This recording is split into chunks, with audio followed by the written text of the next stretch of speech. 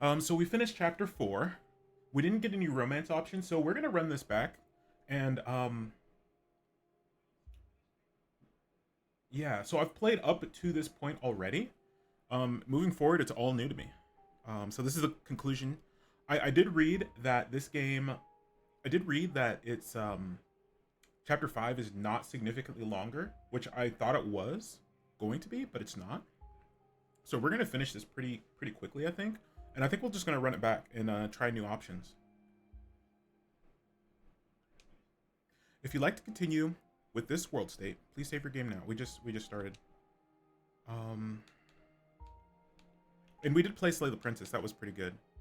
That was a while ago too. Would you like a recap? Yeah, let's do a recap. Since it's been a week, we'll do a full recap. The funeral of Perlane Scarlet, your cousin's mother, your aunt, seemed like something you shouldn't ignore, even considering your own late mother's rocky relationship with this side of the family. Welcome to our family's humble estate.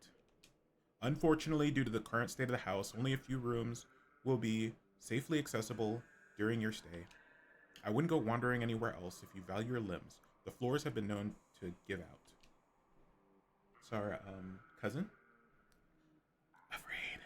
Dustin, our little possum guy. Stella, she's a townie. We came to Scarlet Hollow to bury our aunt, and we met her. So, what do you say? Want to tag along? Hold the camera for me while I narrate against a darkening sky? That sort of thing. She's very interested in cryptids. And I'm sorry, I have Twitch up, and the stupid like subs and stuff keeps cycling, and it keeps like distracting me and catching my attention. It's really annoying. I wish they would stop that. I think everybody has universally said they hated it. You'll eat those words when I come carrying a mountain lion. Oh yeah, Duke think there's a mountain lion, but turns out it's a something, some evil force. The what do they call them? I don't remember what they're called. A single deer remains behind, staring down the beam of Stella's flashlight while Gretchen whines and pulls at her harness. Can you hear the sweet whispers of new growth? Okay, I won't do the whisper voice anymore. We're not doing that anymore. Duke grapples with the thing. Yeah, those guys. I forget what they called them. As it grabs at his shotgun, pushing the barrel out of the way as it grasps for Birdie with oddly jointed limbs, while Stella still stares in shocked silence as if paused, watching as the other creature attempts to wrestle Gretchen into the darkness, desperate cries going unheeded. You die for Gretchen. Yeah, we dove for Gretchen. Oh, Timma, my hero. You manage to grab her, but the creature isn't deterred. It rears back its hind legs, its mouth open, whispered tones sliding alongside something sharp and unnatural. But then, there's the deafening blast of Duke's shotgun. Suddenly, it is gone. Oh my god, what do we do? Stella, keep an eye on him for us. Make sure he doesn't get into any more trouble. Welcome home. I don't think we've ever... well, I guess we were born here?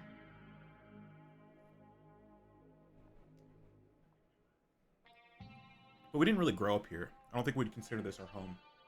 I don't consider where I was born necessarily... Well, no, I don't really consider where I was born my home. It was a home because I did spend a lot of time there, especially like summers, like with my grandma. But it wasn't really my home. My grandmother used to talk about pale creatures, the ditchlings. That's what they're called, ditchlings. She always said they were a terrible omen, a sign of suffering to come. I'm going to bed. I'll see you tomorrow. Oh, good. He's still here. But listen, you better stay out of trouble today. I want you home by sunset. I don't want to hear complaints. Just do what I ask, and we won't have any more problems. Tabitha takes a few steps towards the door. Sunset.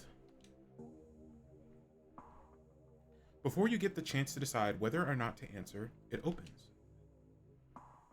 Oh, I'm sorry. I hope I didn't scare you. Now, this isn't exactly the way it went for us, because we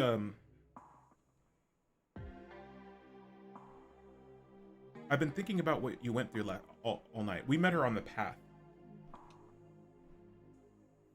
You and the old hippie make your way to the kitchen. She gives one of Tabitha's few mugs a thorough rinse before pouring you a steam. Oh no, this did happen. I'm sorry. Tea from her. We meet her again later. Just don't make yourself a burden, all right? I have a lot to do today. Oh, are we talking about a certain young man who may or may not have caught the boss's eye? That Sam Wayne fella, wasn't it? Whatever, whenever. If anyone asks, we never talked, got it? I don't want to disappear, too. I'm the only person in this town who truly cares about your safety. Don't forget that. Even if it's already too late to stop what's going to happen. Whatever you're looking for, you're barking up the wrong tree. So just go someplace else before. Tabitha once again trails off before she and Stella notice the girl with a dark braid and glasses sneaking along the ridge.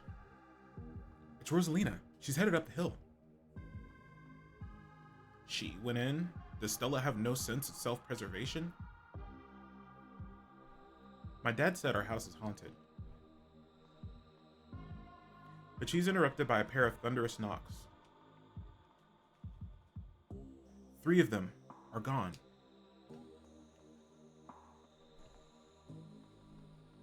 There's something in the darkness before you that's much louder. Though you don't hear it, you can feel in your chest like the deep growl of a predator. What do you think you're doing? Get away from there. Your cousin dives towards you, but not before the light from your phone illuminates the chamber. Timma, are you all right? Oh. Wait, Becca and Alexis are still down there. You can't just leave them here. I know which way they're going. They'll listen to you this time, I promise. Your surroundings quake as the mine collapses around you. Tabitha doesn't say a word as the car cuts along the darkened road. There are 2 of them now. What happened to your glass house? Asshole squatter move in. Kick Dustin mom out.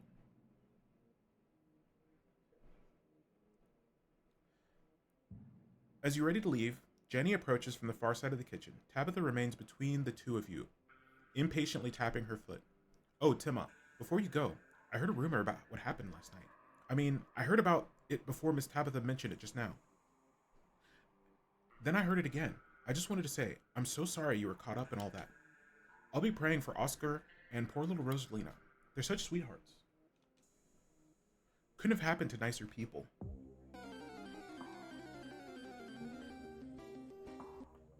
Morning. Is the new blend ready? Of course. Timma, if you'd like to keep Miles company, Tabitha and I will just be a minute. Excuse me. Wait, you're Timma, aren't you? My name is Bo. I'm Duke's boy. It's a pleasure to meet you. The policeman told me what you saw. Told me you saw what happened to my daddy. Tabitha stops in front of a small house on a quiet hill just off Main Street. The Scarlets own most of the houses out here.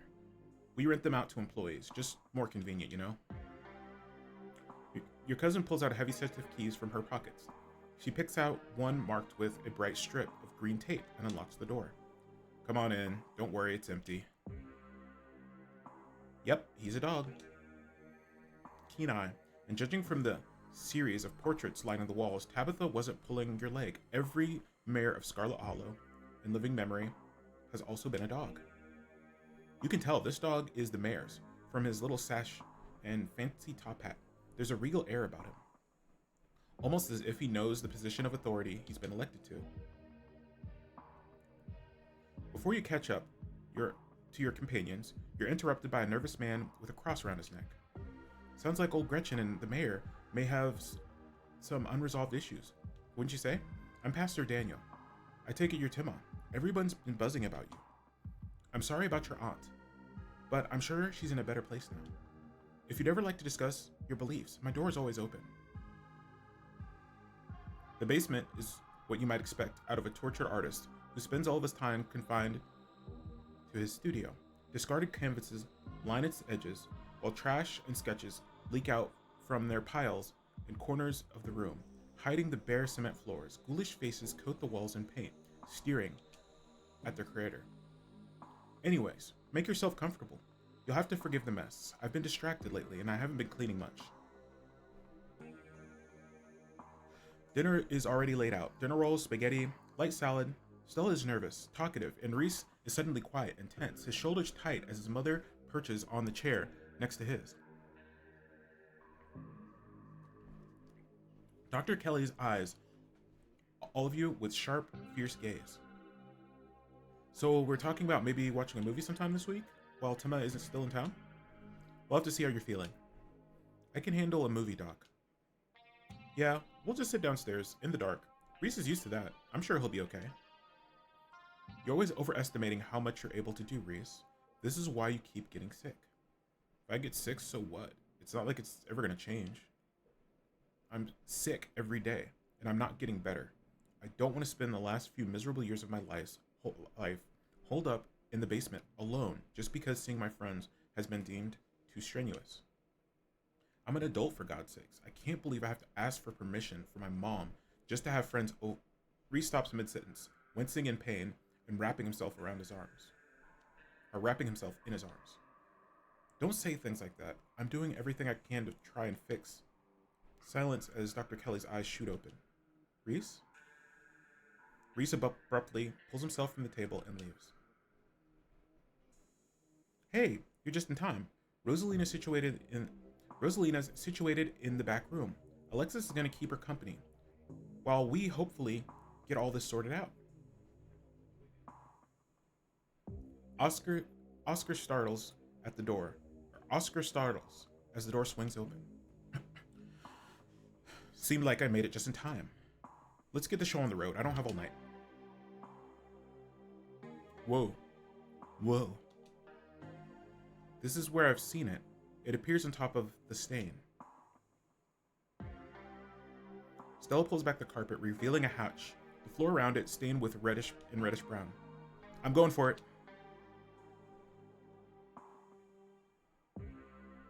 Wait, do you hear music?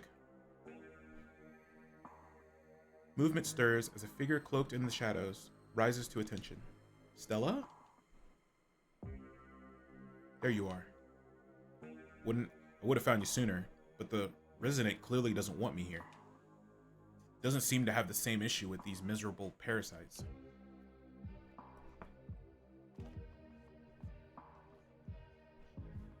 Bottom feeders always manage to slip through the cracks, don't they? The sins of the father are to be laid upon the children. Bullshit. I hope I didn't come too late. It wants something, doesn't it? And I think you know which of you should volunteer. You must be joking. You take a step toward the light. Sybil is right here. Please don't do this. You wordlessly step into the spotlight. Sorry, I can't talk right now. See you later. She hurries off down the road. Before I go, Sybil places a hand on your arm, holding you back for a moment. I'm sure you have questions after everything you saw tonight, and about what's happened. But let's not get into it here. I think everyone could use a little rest and relaxation right now, yourself included. If you swing by the tea room sometime, say early afternoon, you and I can have a little chat. All right. You don't even notice yourself entering the guest room and falling down into bed suddenly. You just buried yourself under your family's musty covers. You open your eyes, it's a new day, and you feel like shit. You check your messages, nothing from Stella. Let me get this right. You're trying to report a missing pumpkin? Big Betty wasn't just a pumpkin. Sheriff Hugby, sir. She was gonna be a prize winner. Raising her was the last thing me and my dad did together. She's important to me. Are you sure it was Julius and not some enterprising bear that got a hold of it?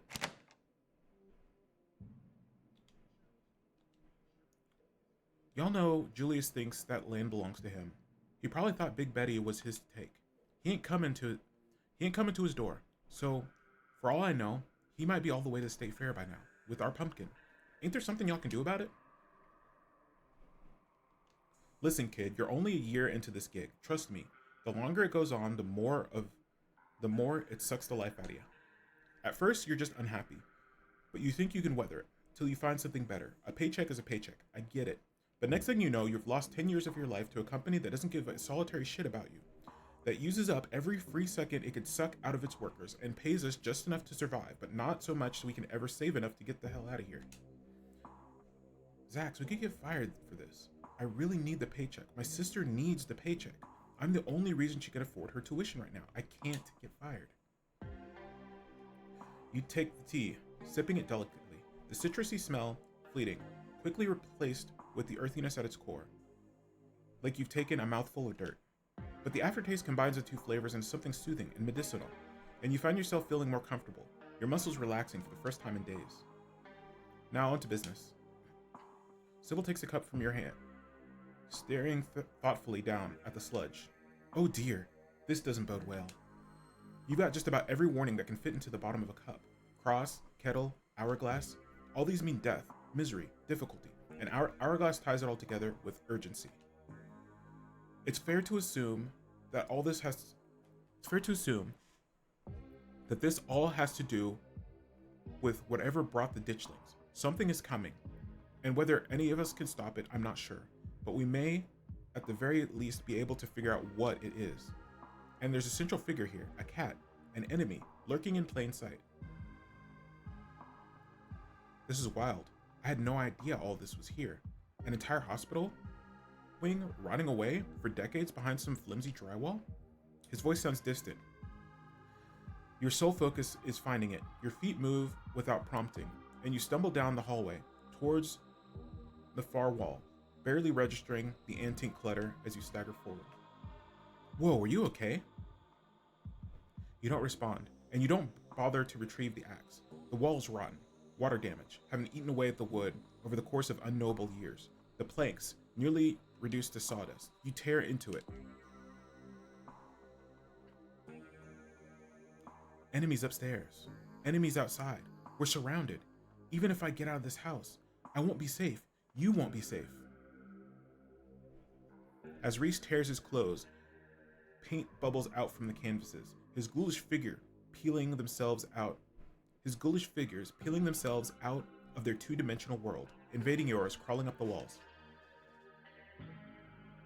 Grab my hand. I'll pull you out. Leave us alone. Dr. Kelly opens the door. The two of you stare out into the hallway.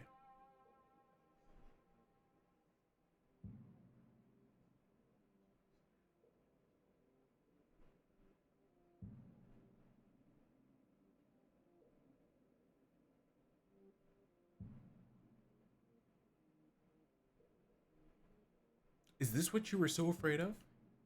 Hand over the tranquilizers. This is our shot. You hand Dr. Kelly the tranquilizer darts. Kelly quickly loads them into her gun, leveling the barrel at her son.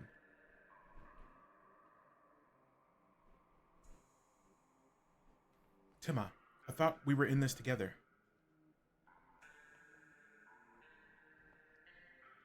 You sit on the log beside Stella.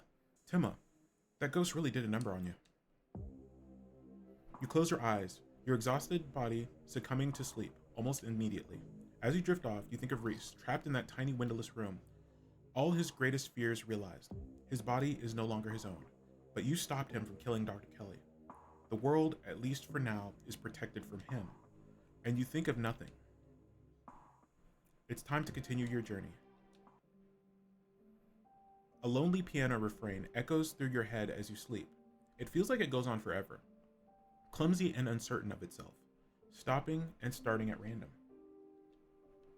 But your dreams start to fade. You realize the music is following you to the waking world, continuing even as your mind resolidifies and banishes the last few remnants of your dreams. When it finally stops, you're startled by the sudden silence. Human, wake up. You slowly come to, roused by the voice of your small possum friend. You feel strangely cold and uncomfortable. Your muscles stiff and achy. Your body, your head still cloudy with sleep. Your vision comes into focus. See, human not dead. Okay. No easy breakfast for Dustin and Dustin Mom. Dustin stands on your chest, his beady black eyes staring down into yours. Dustin's mom is hovering a healthy distance away. You are not in your bedroom. Explore, start crying. Did you two hear something just now? Like a piano? Dustin not know about piano. Could hear some weird bird though. No need worry about weird bird. Weird birds sound like it far away from here. Dustin, my wonderful little friend, I love waking up to your face. Traitorous marsupial, you dragged me from the safety of my bed to this dank, dreary place? How did I get here? Scary human came into room at night, took good human away. Dustin was very, very scared, but Dustin followed anyway to help good human. Dustin not have good sense of self-preservation, but good human did not get eaten. Yay, Dustin helped. You stagger to your feet, disoriented and exhausted. Your limbs heavy and your head swimming. Was it Tabitha or was it Wayne? It had to be Wayne. There's no way Tabitha carried us down here. You stumble slightly, swaying as you try to keep your balance in the oddly tilted room, Dustin clinging to your shirt with his tiny claws. So this is the forbidden wing, and Wayne dragged you here in your sleep. Can you ever trust the safety of your bed again? There are two doors out of the barren room. One is a normal doorway, leading to what you assume to be a hallway. The other is a door that must have once been hidden through the ruined state of the wallpaper, though the ruined state of the wallpaper has robbed it of its secrecy. Explore the once hidden door, call. Let's investigate. There doesn't seem to be a clear way to open it besides the brass circle where handles should be. It's a Resident Evil door. Home on other side. Look through the hole where the handle used to be. You lean forward, peering through the narrow opening at what lies beyond the door.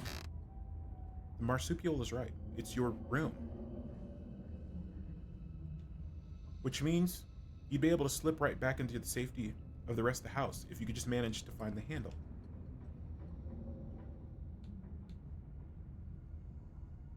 Do either of you know how to get back into my room? Very easy. Holes everywhere. In Dustin's house. Just gotta squeeze between the walls. Human too big to squeeze between walls like Dustin. Gotta find a human-sized way. You push the wall. Doesn't budge. You try messing around the metal contraption that stands in the place of the door handle, tugging and jiggling and pushing on it every which way. Still nothing. You groggily pat your legs before realizing that you're still in your evening attire. It would seem that Wayne wasn't thoughtful enough to bring your phone from the nightstand. Or maybe he'd prefer if you saw what was there to see in this place alone. You cross the slanted room and exit into the hallway beyond. Before you is a long hallway. Dust dances in the weak sunlight, beaming through the cracked glass. A tinge of mildew stings your nose, warning you away. Though there's nowhere else to run now. An ornate entryway, its door long gone, breaks the monotony of the faded wallpaper, and a staircase looms at the far end. Keen eye. You also can't help notice the tracks leading up and down the grimy hallway floor. Clearly the forbidden wing is only for some. Investigate the ornate entryway. You make your way to the large set of double doors in the middle of the hallway. You can hear the light click of claws on hardwood as Dustin's mom toddles along a safe distance behind you. It seems like some kind of entertainment room. The sort you'd expect out of fancy rich people who wanted to show off. The stench of mildew is strong here. Your already weakened lungs aching from the strain of breathing such toxic air. You can clearly see why Tabitha doesn't want you exploring these rooms.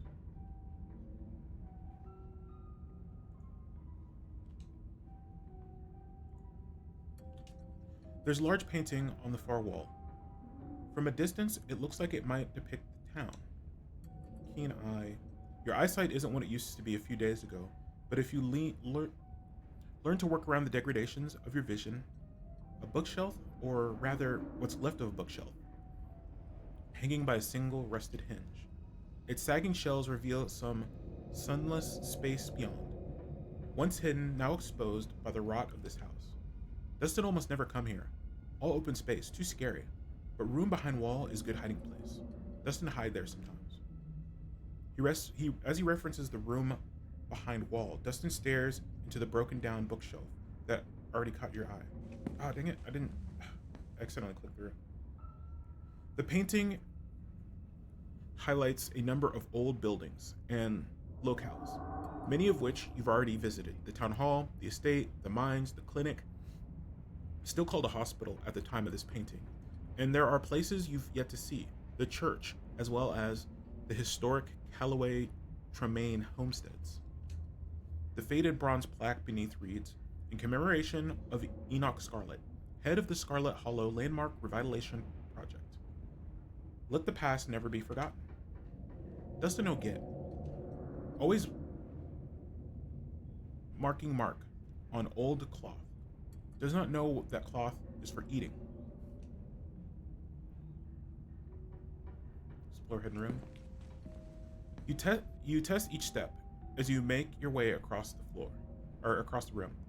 Especially careful as you cross over the ruined section of the floor in front of the bookshelf.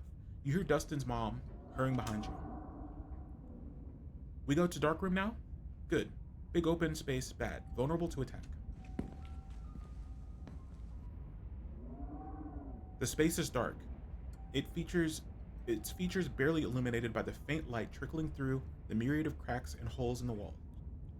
The wallpaper, a deep, exquisite red, adds a blood-like glow to the dimness. The walls are lined with ornate display cabinets, some empty, some still presenting their antique treasures. Nestled between the cabinets, a single tall bookshelf remains, standing, its occupants dusty, but mostly intact. But all these ornamental details, your focus is drawn to an expensive-looking antique desk at the center of the room. Good place to nap. Open the top drawer. Top drawer contains mostly old-timey letter-writing materials, complete with a fancy dagger-shaped letter opener and a wax stamping kit, emblazoned with the initials ES. You can't help but notice the wax has been nibbled. Red stuff stick to dust and teeth. Tastes good though. Underneath you find a pile of crumbling financial documents. Scrawled in neat cursive in every spot that needed a signature is the name Enoch Scarlet. This must be his desk, meaning this must also be his study. And at the very bottom drawer, you're surprised to find a face you recognize staring back up at you. An antique photograph of a young man, his blonde hair nearly white against the dark sepia background. It's Teddy. He looks almost exactly the same as he did in your vision. Almost. There's a carefree look in his eye that seems to have faded by the time he found his way to that hospital bed. Open the bottom drawer. You attempt to pry it open. It would seem that, even after all these years, the lock still holds. If only he had a little more strength. But strength is Charlie's now, isn't it? Dustin disappears from your shoulder. Under the desk. A moment later, it pops open, his beady eyes beaming up at you from over the edge. Inside, you find a strange collection of glass files. surface is clouded over, but you make out what seems to be paper, preserved somehow inside the containers. Hints of writing visible at the edges. You notice some of the corks have been slightly chewed. Pretty good for eating. Dustin always saved these for special occasion. Tastes like old pond, fine vintage. Open the vials. You reach for one of them, twisting the cork. Unseals with a pop, releasing a smell like an old pond, like decaying leaves and damp earth. You tug at the corner of the paper. It unfurls, the writing across its surface as crisp and clear as it had been written. To Miss Maeve, I know it has been several years since my last visit, but I do hope you remember the young lad who used to find himself at your doorstep more than you probably would have liked. I write you now with utmost, but the paper dissolves before you can finish reading it, as it finally realized that it had been submerged all these years, turning into useless pulp between your fingers. New place to get tasty wets. Nothing Dustin Mom like to see more than Dustin live in comfort. Whoa. But Dustin better not let comfort make him soft. This is how Dustin's brother died. It's unlikely you'll have the chance to return here, and the vials are too delicate to carry with you. Keep reading. You open another. Miss Verna, trouble with tea. Your presence requested at. Verna, don't know what you tried. Do not appreciate the attempt at subterfuge, though we both. Again, it dissolves. Some of these letters are addressed Miss Maeve, and some, Verena. All signed ES. You assume these have to be Enoch. Many seem unimportant. Just listing time and place, you assume meetings between Enoch and whoever this Verena is. Before you know it, the drawer is empty, the floor around you scattered with drained vials, the air stinking of wet rot. You step away from the desk. You head down the eerie corridor, following the path laid out by the dust. No, Dustin, not go there. Dustin, come back. You turn to face Dustin's mom, who stands a little ways down the hall. Her posture tense, but Dustin is helping. Nothing bad will happen to Dustin, with big strong human around. Dustin Mom say no. Don't care how strong human is. Only Dustin Mom know what is best for Dustin. Dustin looks up at you with his large black wet eyes. Human will have to go on without Dustin. He clambers down from his place on your shoulder, gripping your clothes with his little clawed hands. Hope Human can find human-sized hole. We go back to Dustin house now. Human should be careful. Up there always smells like hurting. And with the final word of caution, Dustin and Dustin's mom toddle away, disappearing into some crevice that will take them back to the comfort of your dresser drawer. You continue following the tracks left by what you assume to be your fellow human. They take you up a flight of stairs, and you find yourself on the third floor of the estate for the first time. There are more footprints leading all the way down the hallway and into the furthest door. There are much fancier ones, leading to the room in front of you, its doorway hidden behind a stack of boxes. The tracks are old enough to have accumulated some dust. They're notably not made by boots. If you had to guess, you'd assume they were loafers or some kind of other low heel. So it was Wayne and not Tabitha. Tabitha always wears boots.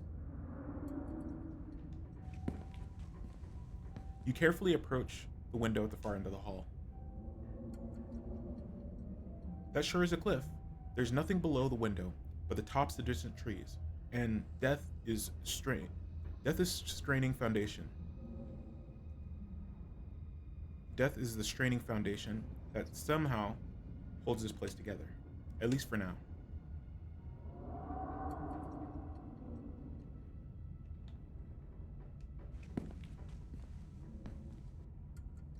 This place was clearly once a nursery, though no child has been born here for a long, long time.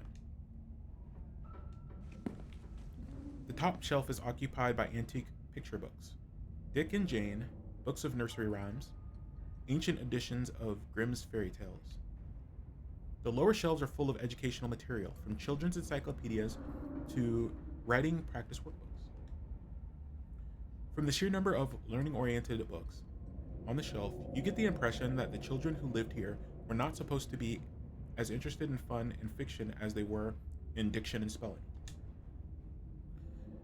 But that does not seem to have stopped them from making their own fun. You see quite a few books with children's art stuffed in between the pages, the corners peeking out, tiny scribbled hands waving at you from their yellow paper. You reach for a particularly doodle-on encyclopedia. If Daddy plays with me and Mary Bell, if my family goes to the zoo, if Mommy and Grandpa took us to work, if me and Mary Bell and Mommy and Daddy and Grandpa having a picnic.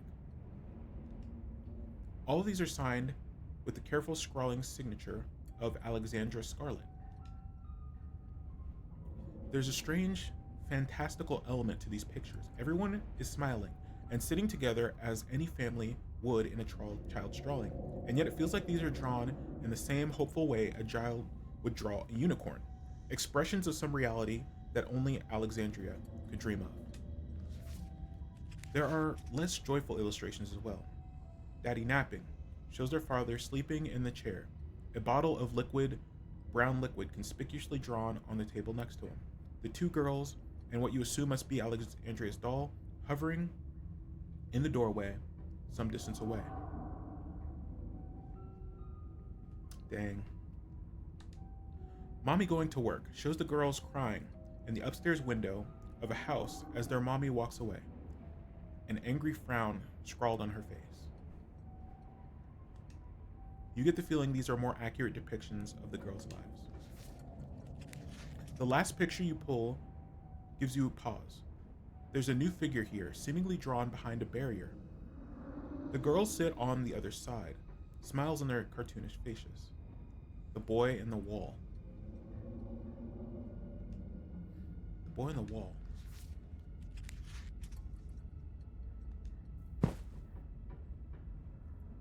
You leaf through a few of the practice workbooks, gently turning the near crumbling pages. Reasons Mommy should take me and Mary Bell to the zoo. 1. We have been very good girls and have not cried for a whole week. Mary Bell says elephants are so big and I would like to see one. 3. I think it would be very fun and Mommy would have a good time.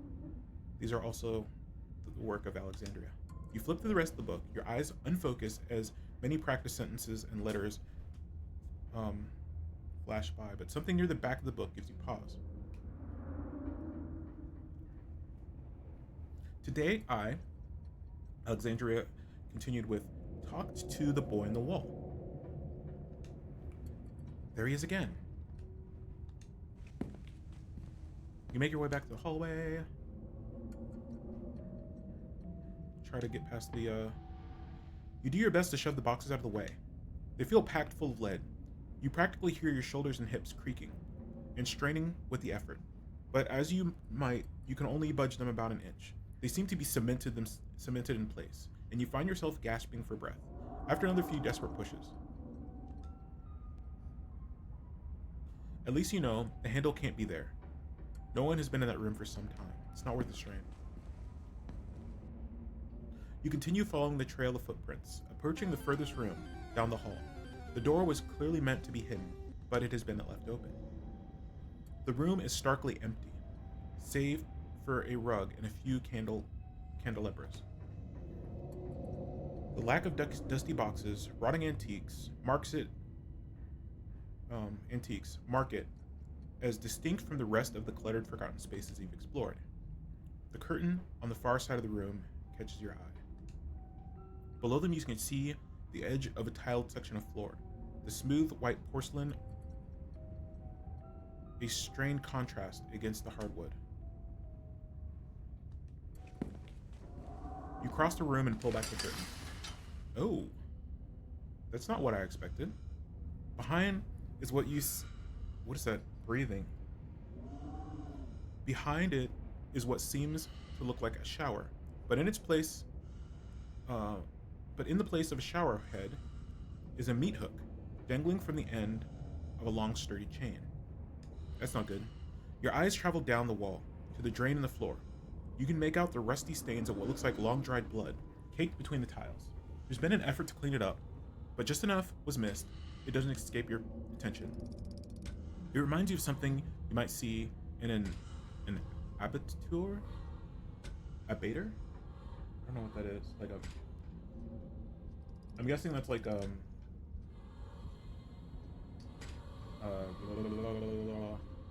butcher, something like that. Let's look it up. I'm curious now.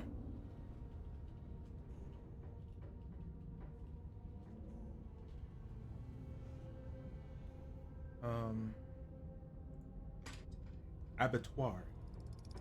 Special facility where, okay, slaughterhouse. Abattoir. I've not heard that term. I'm guessing it's French?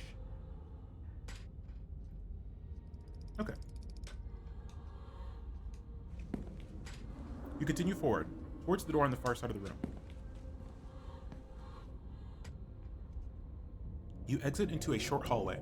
There are stairs here, leading back down to the lower floors, but there's also another door. It's hanging ajar, the many locks and deadbolts along its edge glimmering in the weak morning light. The doorframe itself is gouged and splintered, evidence that some desperate creature tried to save itself from the room beyond, time and time again. So is it another vampire like Reese? You step forward. This was a prison cell. Everything about this place reeks of neglected humanity. The walls are covered in scratches, legible words mixed with nonsense of desperate clawing.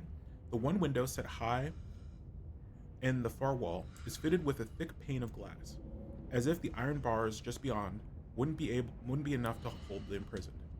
You can't help but notice that the doll from your closet sits watching you from the bed, one eyelid drooping. It adds an extra layer of menace to the already deeply unsettling room, property of Alexandra. Your eyes are drawn to the massive, almost litters dug deep into the brick. As this cell's prisoner, you can imagine highlighted with whatever pigments were available.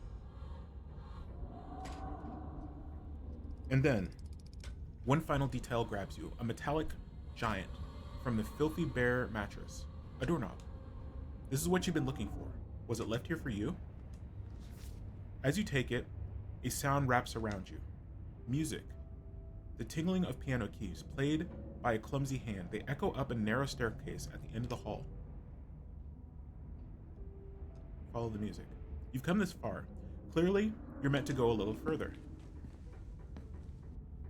The stairs take you to what you have to assume was once a servant's quarters, a network of cramped passageways, hidden away behind the expansive room of the estate without so much of a window for illumination. But you persist, and descend deeper into the bowels of the Scarlet estate, the echoing piano your only company.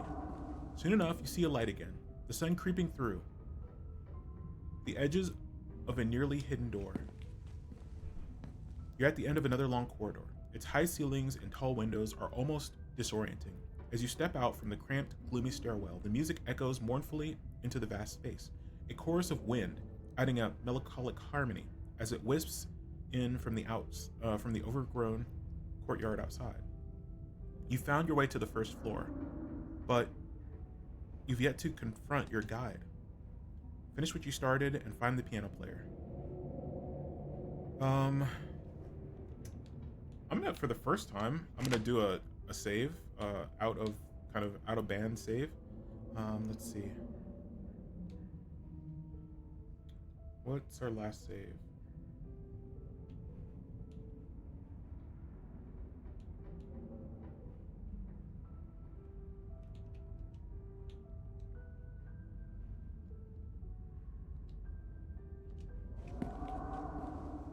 The musician plays on as you move cautiously through the dark.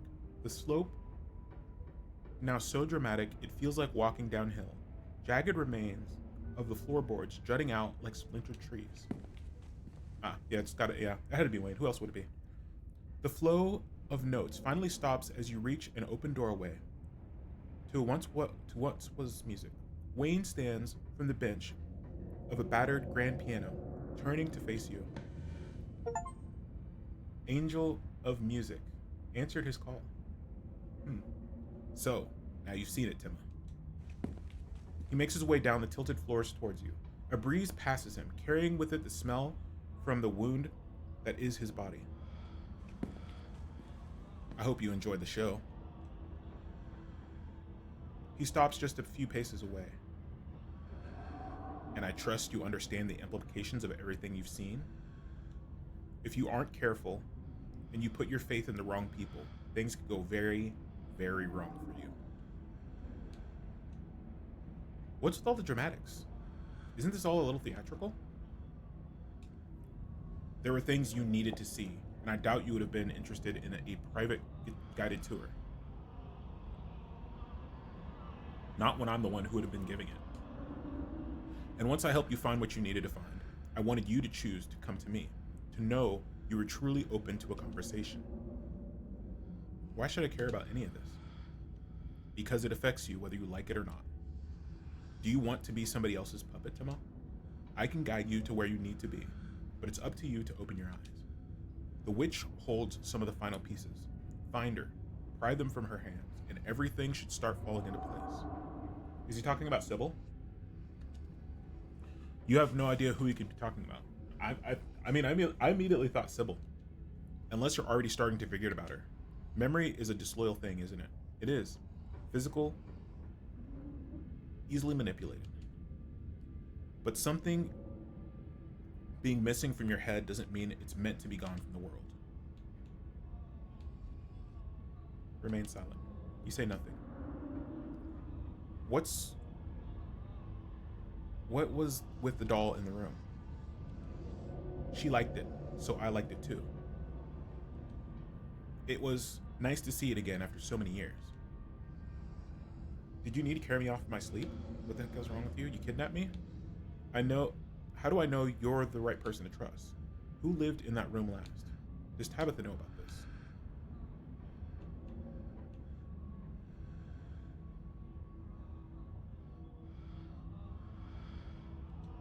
Who lived in that room last?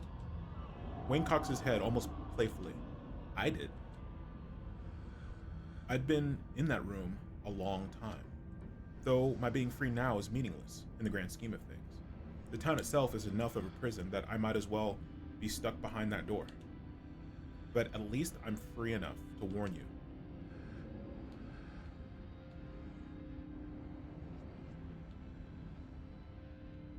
Does Tabitha know about this?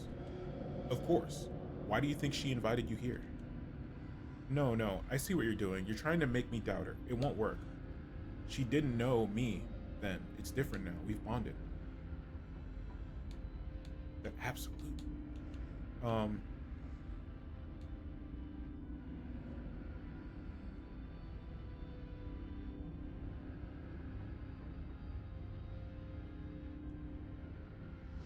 She didn't know me then. It's different now. We've bonded.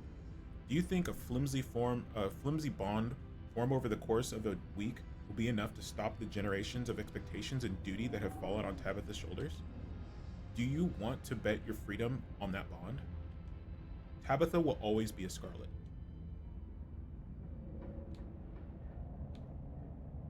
How do I know you're the right person to trust?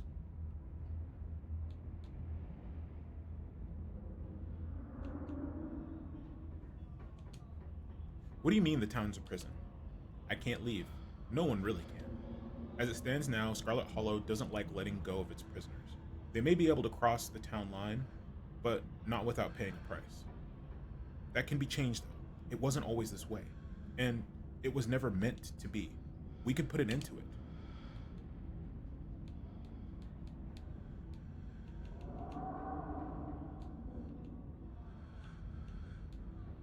How do I know you're the right person to trust? If you're still asking questions like that, I know there's nothing I can say that will convince you, but I will keep looking out for you, whether you trust me or not. It's all too much. I trust you, but I don't know what I'm supposed to do about any of this. I trust you, but I don't know what I'm supposed to do about any of this. Wayne's shoulders seemed to relax slightly, as if he was relieved. Good, good. Our enemies rely on keeping us divided. They know how much stronger we can be together. Be careful who you trust. I will always be there for you when you need me. Wayne steps away, his shiny eyes watching you unblinking from behind the veil, before finally disappearing back into the darkness of the estate. Nothing left for you to do here but leave. You make your way back to where you woke up, and slot in the handle of the secret door in the wall. It twists, and the door pulls back, and you stumble through your closet and back into your bedroom. You lean against the door frame, relieved at once again having sturdy, unsloped ground beneath your feet and moderately clean air to breathe. The estate has gotten to you. After the events of this morning, your body burns with ferocious itch to leave this place behind, to be anywhere but here. You leave in a haze, mindlessly grabbing clothes and an uncharged phone, barely even noticing your surroundings as you rush outside, the morning's revelation seizing your body and mind alike with suffocating grip. I wonder if that uncharged phone, they wouldn't drop something like your phone isn't charged unless it's going to come up and be a huge issue later. I think we're going to see that more and more in storytelling as a way to get rid of cell phones, because especially in horror, cell phones are very hard to deal with.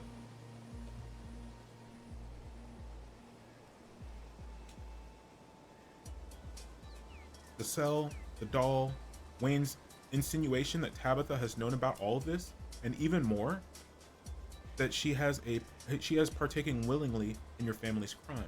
Not only that, but she has designs for you. Sybil did warn us, or she didn't warn us, but she definitely said that it was Tabitha who deserved to take the fall.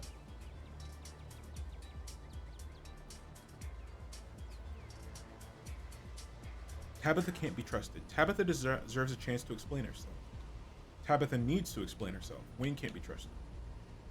I'm going to say Tabitha deserves a chance. She's your cousin after all. You will tell her everything you saw, and surely the two of you can have a healthy, productive conversation and get to the bottom of things, right?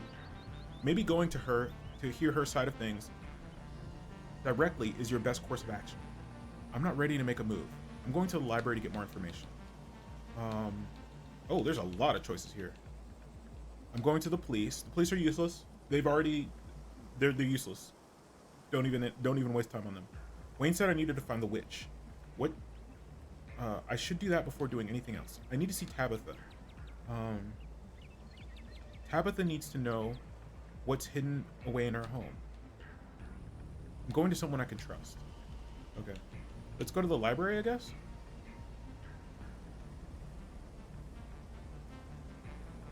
You're not going anywhere without doing more research, especially not after all the effort you went through to save the library. You're going there before you do anything else. You're winded to the point of nausea, long before you make it to the library. But the adrenaline that's coursed through your veins since discovering the cell in the Forbidden Wing pushes your body forward.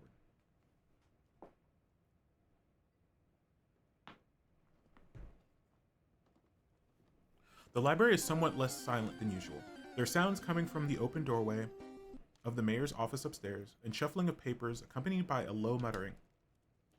You recognize Oscar by a slightly manic laugh that cuts through the murmuring, as uncharacteristic as it is for a librarian. I don't know what you expect me to do about this, Jimmy. I can't exactly talk to the human, can I? And here I thought you were interested in helping the dogs of this town. Or does that only apply to the select few you deemed worthy of help? There are much bigger problems around here than whether or not there's a man in your office. Don't you have a house to go back to anyways? What do you need a room for? The office is where I do my important mayoral duties, and it's where the mayoral bed is stored, which happens to be my favorite. So I was upset to find it had been carelessly tossed aside by a madman who's torn a hole in the wall. That's my wall. He has no right to do that. Jimmy, Go home to your human, all right? It's dangerous to be wandering around on your own out here, but I can't be your personal bodyguard. You already got one of those. And the man has every right to do what he wants with that office. This place is for humans, remember. So do what you're supposed to and go home. Scraps turns and leaves, his claws clicking across the pavement. No wonder they elected me. It's like he doesn't even care about what makes a mayor a mayor. Mayor Jimmy wanders off, undoubtedly settling in on an inferior bed elsewhere in the library. Gotta sit all over the place. Makes the whole library stink like a dog. People should make Cat the mayor. Do a way better job. Less stinky. Screw this. Go find someone else. Go upstairs. You climb the stairs and find Oscar amid a scattered pile of old paper and ancient leather-bound ledgers. The mayor was right. There's a big hole in the wall. Tuma, excellent. I was hoping I'd see you today. I couldn't sleep at all last night. I kept thinking about the stone and everything it might mean, and whether or not there are more, and how, if there are, they might cause further disasters. Which, of course, means it'd be advantageous if we manage to find them before they do what they did here. And then Rosalina mumbled something about rooms being wrong in her sleep, and that just made something click for me.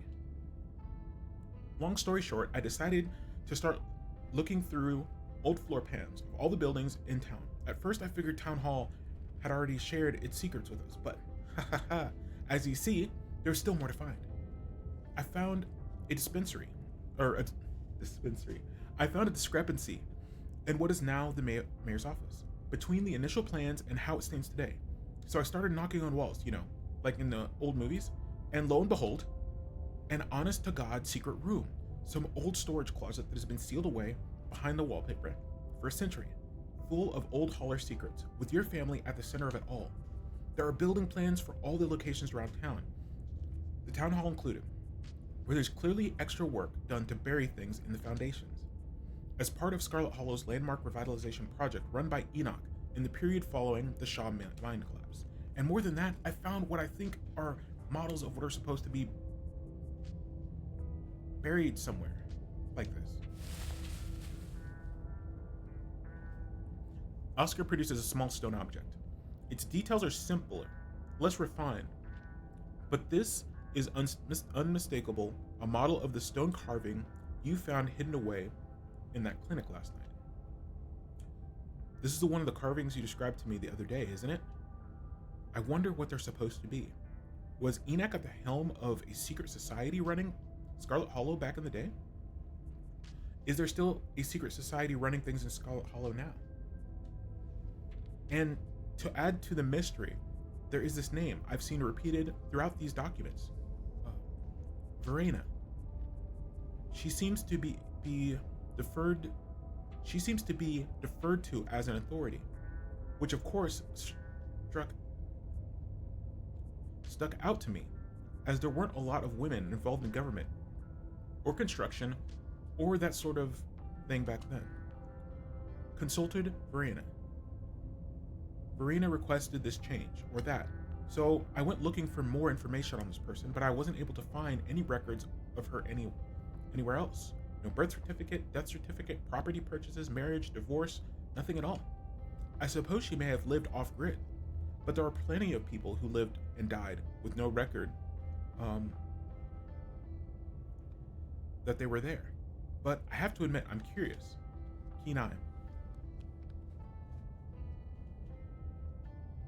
That's the one from the clinic. Bring Oscar up to speed.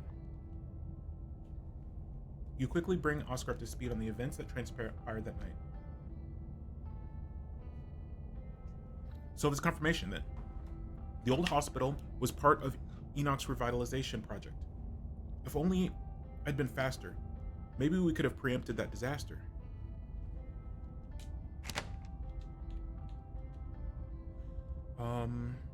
What a shame about Kelly.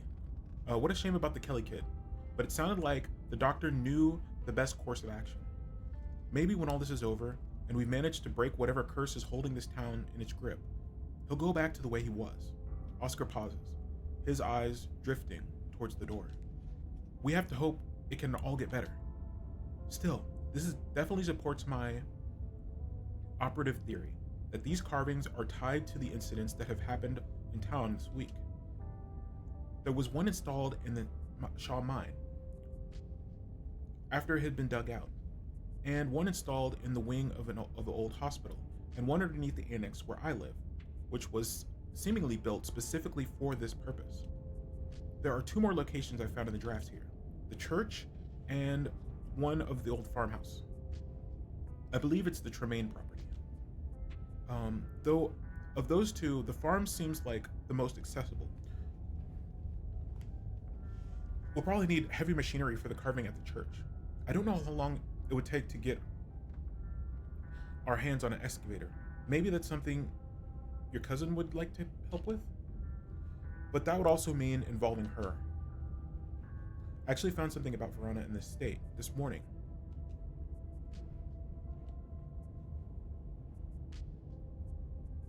You explained to Oscar what we found.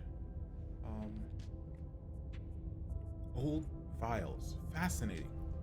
There's no use denying the existence of magic. This was clearly some type of one-way communication system, with a built-in mechanism to destroy itself if it fell into the wrong hands. And there are 2 names, Verena and Maeve. Maeve disappears, and Enoch starts writing to Verena. And then it would seem the 2 of them had a falling out. But for what reason? Miss Maeve, could Verona have been a pseudonym? Maybe Maeve is the one in the town records, and I was looking for the wrong name. You didn't happen to find anything else, did you? Any bit of information right now helps. You recount everything you experienced at the estate, and the whole harrowing adventure, culminating in the horrible little cell you found hidden away, and your encounter with Wayne. All that is helpful information. It certainly gives me a few more avenues to explore, and of course, it brings the puzzle pieces together, doesn't it? Your family, and Enoch in particular, with these stones of his, are at the heart of Scarlet Hollow's problems. Did you listen to me about the estate? I feel like you're barely taking what I told you seriously. There's a lot more going on than just ancient history. That doesn't seem like it's gonna do anything for us. Seems like everything happens right after I show up. What if we're not getting ahead of them? What if uncovering them has been the problem all along?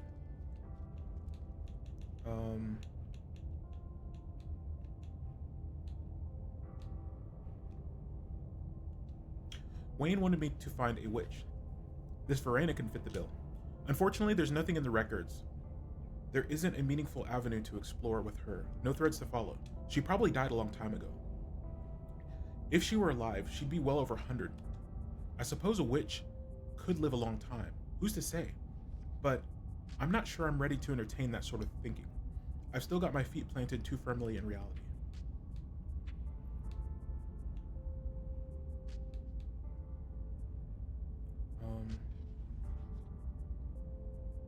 Do you know what to expect at the farm, or at least where on the farm the stone would be? It looks to be buried underneath the house, in what seems like a root cellar, similar to the one in the annex. As to what to expect, I'm afraid I have no insights here. Something bad, I imagine. Though, the men out there are usually heavily armed, so at least you'll have weaponry available this time.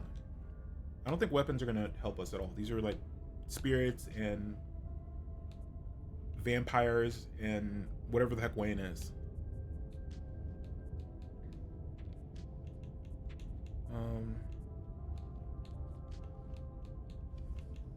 5 locations. Do you think that's all of them? I don't see why we would doubt that. All of this was hidden away, untouched. If someone had tried to cover their tracks, I doubt they'll leave anything for us to find in the first place. It feels like everything always happens right after I show up. What if we're not getting ahead of them? What if uncovering them has been the problem all along? That's not exactly true though, is it? Charlie's bloodstains first appeared a couple weeks ago, The Kelly boy struggled with his condition for most of his life, according to what the doctor told you. And we have no way of knowing how long there had been issues in the old Shaw 9. If anything, I would guess that your presence accelerated whatever's going on, which is fascinating. I have to assume there's something about being a Scarlet that excites them somehow. You'll have to tell me what happens once you get out to the Tremaine place. More data would be incredibly helpful. Maybe this one will do nothing. Who's to say?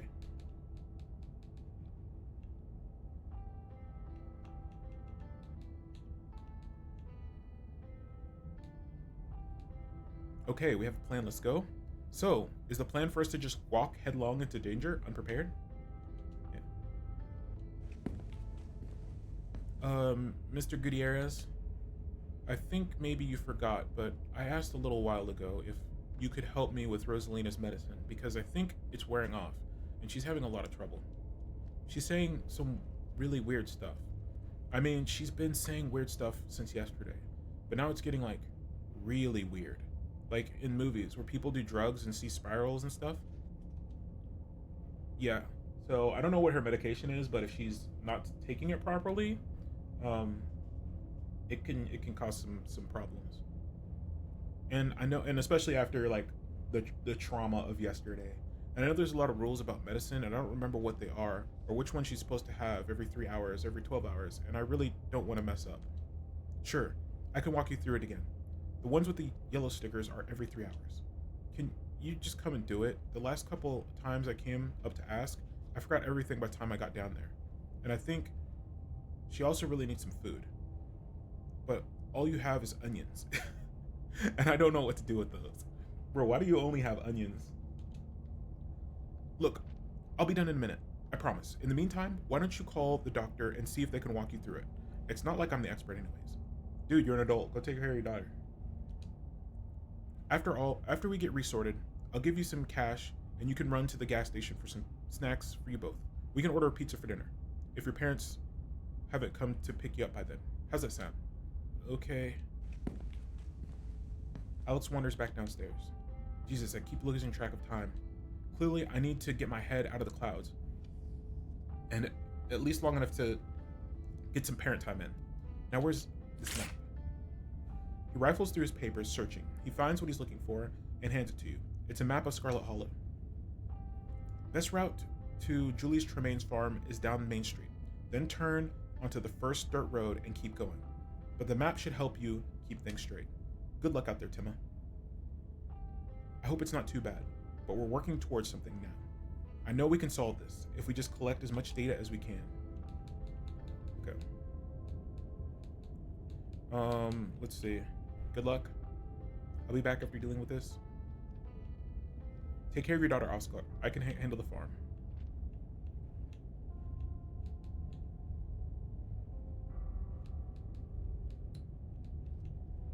Take care of your daughter. I'll handle the farm. Of course. I will. God knows I could use a break anyways. Good luck out there, Timma. It's been a hard week, but I know we'll make it through now that we have a clearer understanding of things. I'll be here when you get back, ideally with a plan to access the church. Speak with Oscar after his research. You leave Oscar to his research. Make your way back to Main Street. Map in hand. But where could you possibly turn next? Go into the police, no. Before I should find the witch, I need to see Tabitha.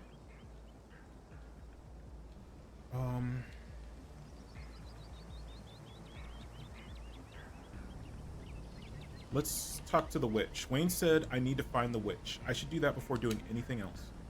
Now's not the time for unnecessary confrontations. Wayne told you to find the witch, and he notably didn't tell you to take this to Tabitha. Only you have no idea where to even begin finding this witch. For that matter, who she is. You assume she's a she.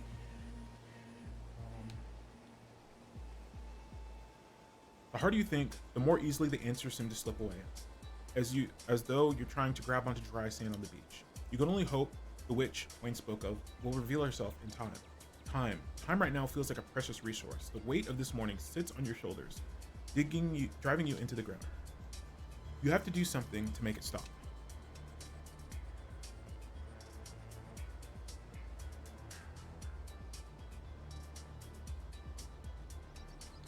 Um,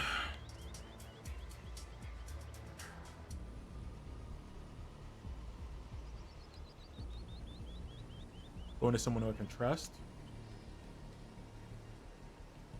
Do we go to Tabitha? I need to see Tabitha. Maybe there's an explanation for what I've witnessed. Tabitha needs to know what's hidden away in her home.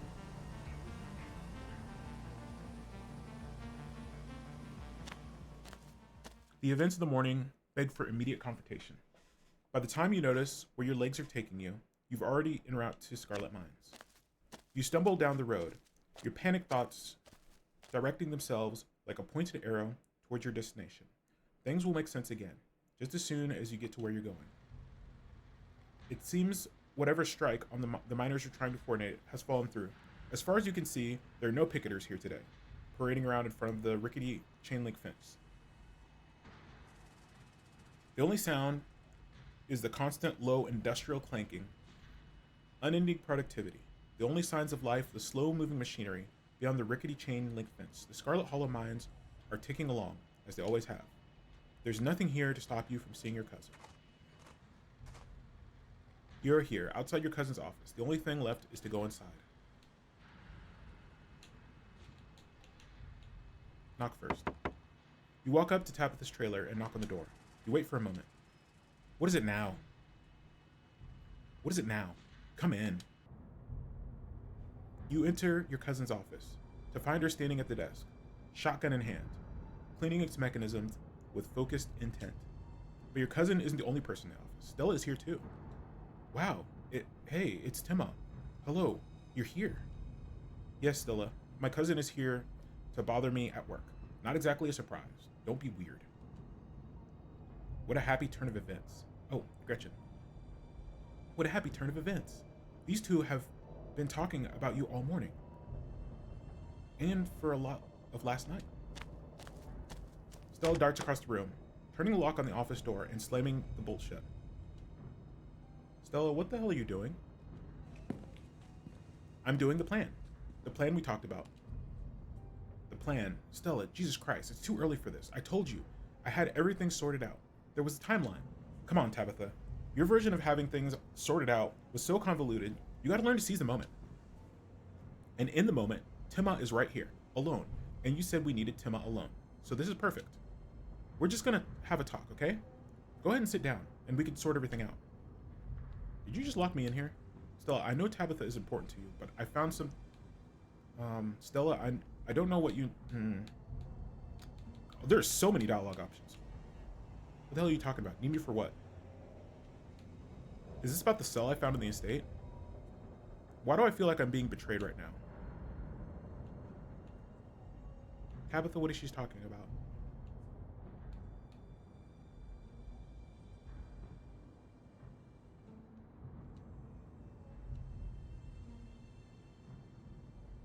It's what she just said. We should, talk right now. Your cousin stammers a vague answer. She seems unprepared. Stella's impulsivity clearly having thrown her off. That's right. And don't worry about the door being locked. I just make sure no one can come in or out. That doesn't sound great, but it's not as bad as it looks. We're all friends here. And I'm sure by the end of this, we'll be even closer. Trust me. God dang it. We're really doing this, aren't we? Okay, sit down.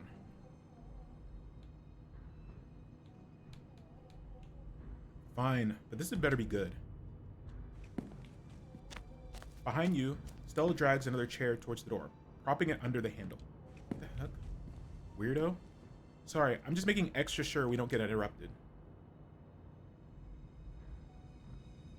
Tabby. Do you want to? Trying to talk to Tima was your idea, Stella, not mine. You take the lead. Okay, so, not so easy, is it? That's how I felt last night, too. Where do I even start? Okay, magic is real. That's obvious at this point. Even if you could write off the ditchlings as weird creatures or hallucinations or whatever, Charlie isn't exactly something you can explain as anything but magic. So there's no debate there, right? Yeah. And I'm sure you've noticed, Tima, that your family is connected to all of this. That's no coincidence. It was after the collapse.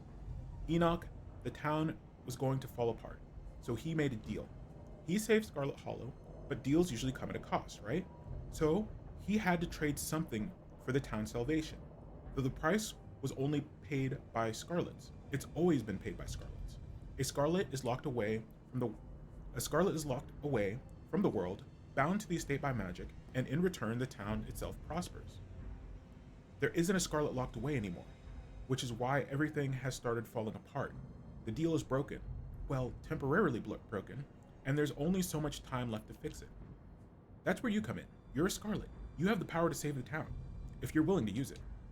And I don't see why you wouldn't. If I could do it instead and save the whole town, I would, especially since that would mean spending the rest of my life with Tabby. I can imagine way worse fates. I mean, really, what we're offering is free roam. Is free room and board for life. In that nasty mansion, who would want to live there for life? We'll make it nice for you, spruce up the place. I'd cook for you, and of course, like your own personal chef. And we can play games and let you watch movies and keep up with the news. It doesn't have to be such a bad thing. It sounds awful. It sounds an awful lot like my life. And I love my life. Stella is always... Oh, Gretchen. It sounds an awful lot like my life. And I love my life. Stella's always looking out for me and feeding me lovely things and making sure I have a nice soft bed to sleep on. It's not like your marketing job is anything worth going back to. It sounds awful. So what do you say? What the? You can't just lock a person away against their will. What about what I want? What about me? What if I say no? Do you let me walk out? I don't think you should say no. Not because we'll do anything. It's not a threat. Just because I don't think there are really any other good options for you. Well, you're sitting there holding a shotgun, so, yeah. Yeah, and if you try to leave town, you're not going to get far, trust me. Again, not a threat, just reality. Either you do it, and the town recovers, or you don't, and the town keeps getting worse, all while we're stuck here. It's not like there's any good options here. Tabitha, why can't you volunteer? Why does it have to be me? The deal doesn't mean the mines run themselves, Tima. This is how it works. One Scarlet to run the mines, and one to shoulder the other's burden. Neither of us getting out of this with all of our freedom intact. Know that. This doesn't add up. How does Wayne fit into all this? Don't ask me about him, please. Tabitha, it's okay. You can say more. We're being honest now, remember? That's how we build trust. Tabitha sits in stubborn silence for a long moment, squirming under Stella's thoughtful gaze. He doesn't fit into this. He's just a mistake. Not my mistake. And one that never should have happened. And it won't happen again. And don't keep needling me about it, asking what should have happened, Tabitha. Why is he all gross? Is he dead? Is he alive? Just stop bringing him up. I know we're supposed to be open and chatty or whatever, but it's painful for me. I liked him. It's okay. You have me now. And that's better. Even if everything else is worse, that's better. What does the witch have to do with all this?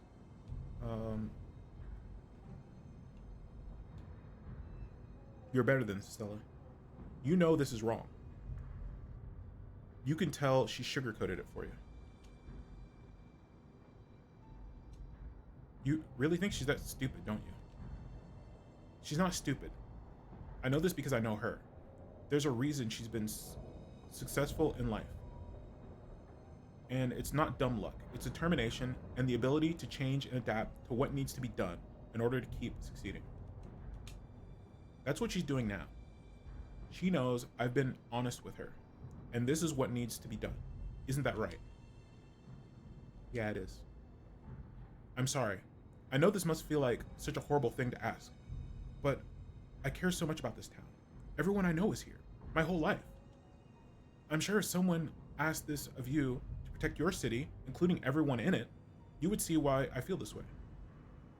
No. I mean, natural disasters happen all the time that completely destroy cities and change them forever, and they can never go back to the way they were. They might rebuild, but they'll never be the way they were before the disaster. And to say that someone should instead of like evacuating. One person sacrifices themselves to keep the town the way it is. That's just dumb. Just leave.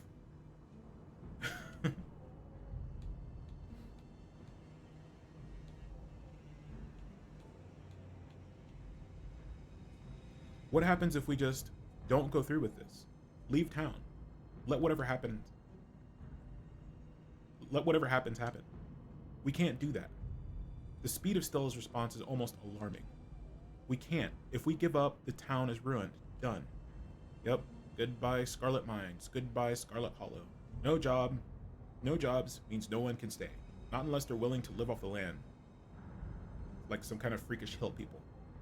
Okay, then they go get a job somewhere else. But even ignoring that, no one can leave. My parents, that's why they died. That's why Vivian went out the way she did. But she left, and we were like in our 20s or 30s. So she left at least, I mean, probably 18 years ago. And she died only a year before your mom died, who's been here the entire time. So yeah, that theory is completely, that theory doesn't work. It's why everyone leaves town is met with ruin until they eventually drag themselves back, destitute, with their mistakes trailing after them, if they ever make it out in the first place. But if we make the town a nicer place to be, if we bring it back, people won't have to leave.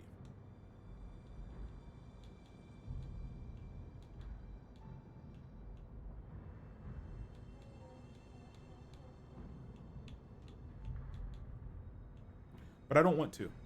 Isn't there another way? Stella, this is pointless. Dang. You notice your cousin make an odd twitch with some unnatural movement hidden behind her desk. Since we're all being honest here, I'll go ahead and let you know. I've tripped a line to the police. There's a button behind my desk. I think we're done talking. So let's sit here in silence for a bit. I'm sure it won't take them long to get here.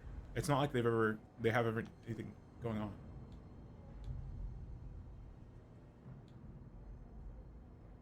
You're hiding things. A kidnapping is bad enough, but what you're planning is worse. I assume the cops work for you, right? Why even bother with the pretest? Just have them lock me up already.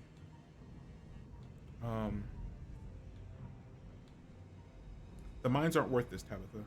This town isn't worth this.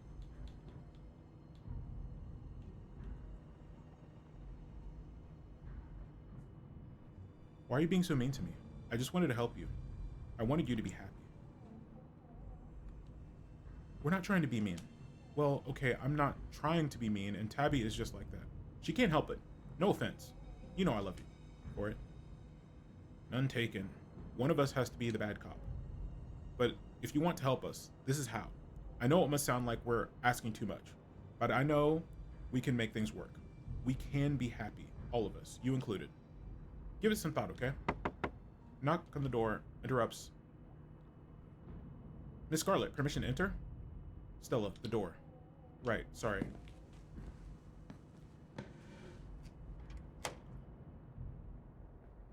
As Stella carefully removes the chair from the door, Tabitha motions for you to stand. Is that the mayor's goon? At Tabitha's beck and call? But that would mean he's at our beck and call. Well, if it isn't Timma, I assume your cousin has been a problem and that's why you called me up here? Isn't that right, Miss Scarlet? Exactly, officer. A big problem. Seems Timma has been making a habit of that lately, to the point where I was already looking out for you. I'll be taking you in for questioning. I'm still investigating the death of Duke Calloway, and your cousin is his prime suspect.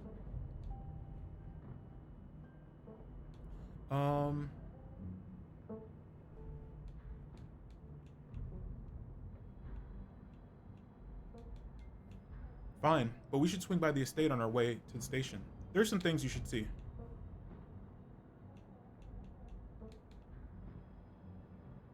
You're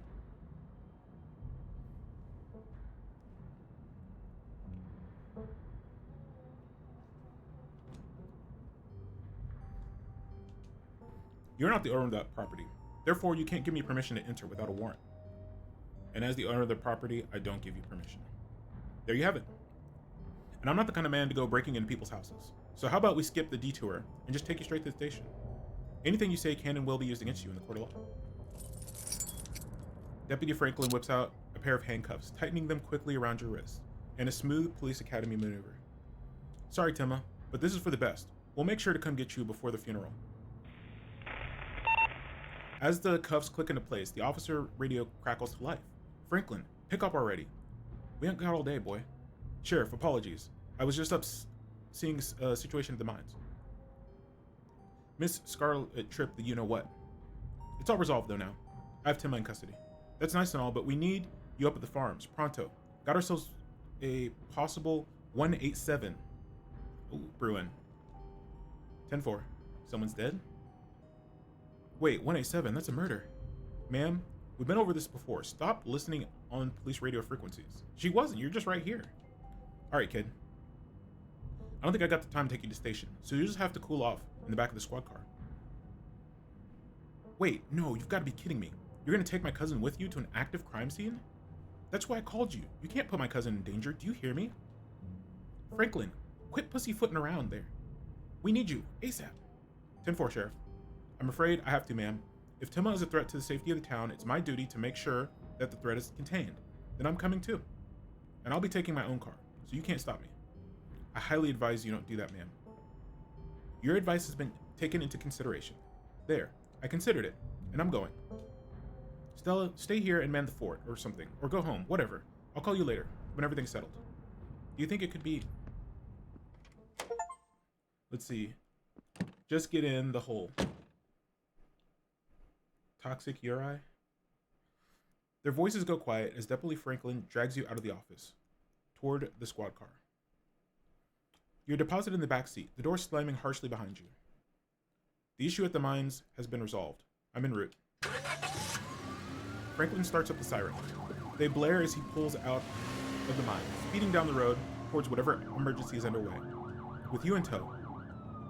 This is possibly one of the few times he's ever been able to do this, and despite his sunglasses and stiff demeanor, there's definitely excitement in the way he cruises around the treacherous mountain turns. As your car pulls up to the farm, you feel it again, a tingling in the back of your skull, an urgency, almost like a hand pressing you gently forward with the threat that it might become more forceful if you don't comply. Like so much crime that can only stop if you tend to it. There's definitely another stone here. It's getting harder to ignore them. Deputy Franklin gets out of the car, leaving you in the back as he joins the assembled crowd. Alright, Sheriff, what's the situation? Bo got tired of waiting for y'all to come to do your job, so he took it upon himself to go investigate the Tremaine household, and he ain't come back. It's been hours. I'll do the honors of briefing the officer in our current situation. You can go back to the house and let us handle it from here. We all don't know about his traps and whatnot. Duke was always saying not to go in there on the account of the Tremaine insanity. It's alright, ma'am. We're police. Facing dangerous situations is our job. The woman who you take to be Bo's mom reluctantly returns to the porch of her house, watching the other buildings intently, as officers talk amongst themselves. Franklin, you're with me. We're heading in to get a handle of the situation. Derrickson, you listen from the squad car.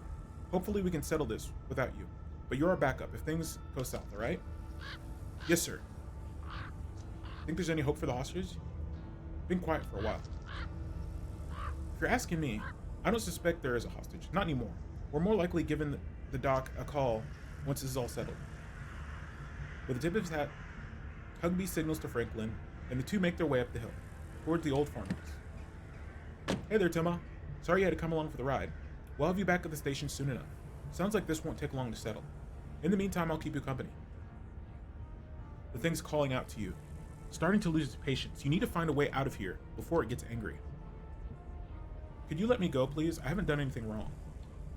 You really think Bo's dead in there, don't you? I'd love to be wrong about this. I really would. It'd be a real shame, considering what poor Irma's already gone through this week. But Bo's a big man. Hard to keep a big man like that from moving around and making a fuss And we've seen a whole lot of nothing going on there. Still is the grave, if you pardon the expression.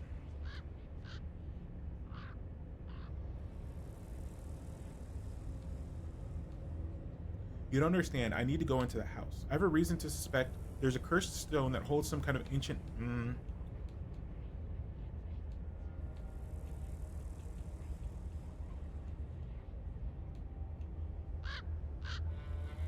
Can you let me go, please? I haven't done anything wrong.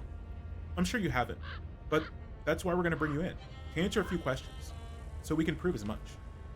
And if we see that you really aren't a threat to the town, we'll let you go, and that'll be that. Timma, why are you in a cop car? False allegations, Toxic. False, unprovable allegations.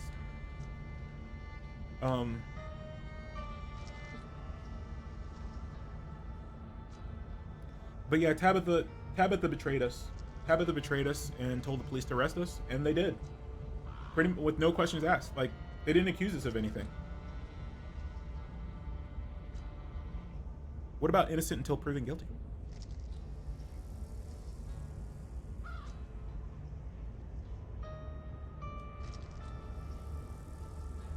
Is that how that goes? I'm joking.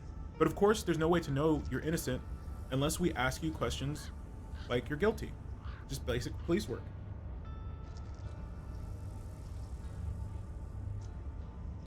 I mean, you gotta try. You have to have a suspicion, reasonable suspicion of a crime, and there is none. Wait in silence. There's sound coming from the house on the hill, shouting, angry and panicked. Frantic voice crackles over the radio. Derrickson, come in. Sheriff is down. Those damn traps. Irma wasn't kidding. Keep it together, Franklin. Is he breathing? What's the status on Tremaine and Calloway? Something in the basement. I'm going down now. You hear an ungodly noise over the radio. A gunshot, then static. Pleading the fifth, yep. Franklin, report. There's only silence. Damn it, Franklin. Deputy Derrickson briefly hesitates outside your door, hoping someone might leave the farmhouse without his getting involved. After a second, he's heading up the hill, yelling something to Irma. And then a figure appears out of the car door. A moment later, you hear a click of a lock. Time to go. You get out of the car, your body moving on instinct. The stone is louder outside.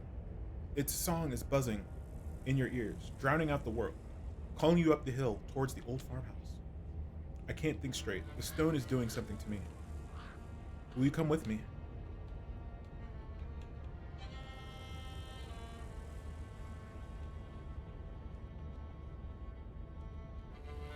Can't think straight is all you're able to sputter out. The buzzing drowns out your words. You almost feel it. Pulling your feet, aching to move. It's all right. This'll be over soon. I really would have preferred it if we could do this all together, but the witch started it. Or the witch started it early. I should have known she would. The handcuffs fall away from your wrist. You weren't paying attention to what he did to make that happen. Because it doesn't matter. You have somewhere to be. But she's at her most vulnerable now, and she won't be expecting you. So, go on. I'll be watching. Nothing bad is gonna happen to you. He gives you a hard shove forward, then he's gone. Hey, what the hell just happened? Was that Wayne? But before you have time to respond to your cousin, today's events already begun. And yet, you're interrupted by yet another car pulling up to the scene. Tabitha, Irma, Timma. I got paged by the sheriff. What the hell is going on here? Where are all the cops? The talking is just noise. Their words don't matter. There's a humming in your head, almost like a voice, one you can barely make out, but you know it'll be clearer the closer you get to the stone. You start wandering toward the farmhouse at the top of the hill. Hey, I'm talking to you.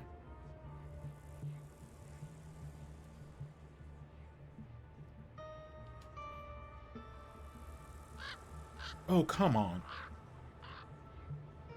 Dr. Kelly. Oh, come on. He's headed to Julius. but you continue forward. You barely even notice your hand slipping over the doorknob. And now you're inside.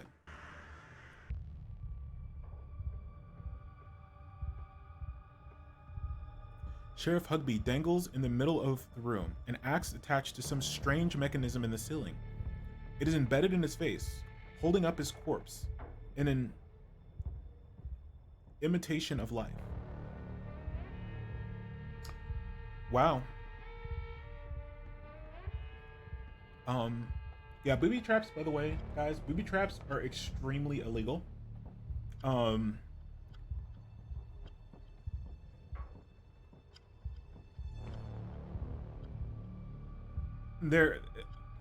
can get in massive trouble for using them, even for self-defense, or even to prevent people from getting onto your property.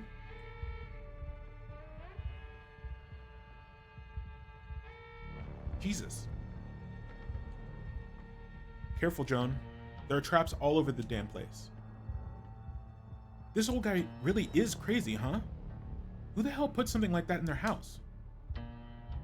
Past the body, you can see a giant pumpkin through the door to the garage, cracked open, its guts strewn across the floor, seeds dotted across the hardwood like a trail of breadcrumbs, leading to the basement stairs. What the hell is going on here? Derrickson, is the doc here yet? We need a medical professional down here. His voice is coming from the basement. That's where you need to be. He's been shot, Joan. I think you better call somebody. The doctor's here. Julius, you should let her come down. You don't really want the officer to die down here, do you? I'm not the one blocking the stairs. I'm not the one you gotta convince. It won't be blocked for you. The stone wants you here. Everybody shut up. Avery, that's your name, right? Get pressure on the ruined. Yes, ma'am. Get away from him, kid. But the doctor. I don't care. Let him bleed. Who's saying that? You're only making problems for yourself. You're only making problems for yourself, Tremaine. Dr. Kelly quickly pulls out her phone. Damn it, there's no signal here. I gotta step outside. You keep holding that wound, and no one else had better die while I'm gone. The doctor pulls the door, but a weave of fibrous tendrils holds it shut. It would seem that the same forces that let you all in refuse to let anyone leave. Are we stuck here? What the hell are we supposed to do now? But you already know what to do. Approach the basement. You're vaguely aware that Deputy Derrickson is trying to stop you, but he's too nervous to take a step. You reach the basement door and start to claw at the weird fleshy vines blocking your way. They're strong, but they relent under your touch, welcoming you down below. Who the hell? So, you try to undermine me, witch. I should have known you'd try to find a way around the rules. You've trapped the town. This isn't what any of us wanted. You should nullify the deal before this gets any worse. It's just unhappy. I didn't think something like that would be so opinionated. But I have a plan to placate it. If it wants a less broken body, it can have one. Then we'll see if it feels cheated enough to hold a grudge. It's not too late, Enoch. You can let Eddie have the baby, and your family can go back to normal, happy and unburdened. I'll clean everything up. It can be like nothing ever happened. I'll even leave town. Manipulative hag? That's what you wanted all along, wasn't it? This whole ordeal was just an opportunity for you to have access to it. Well, I know better than to hand you an ounce of power. Verena.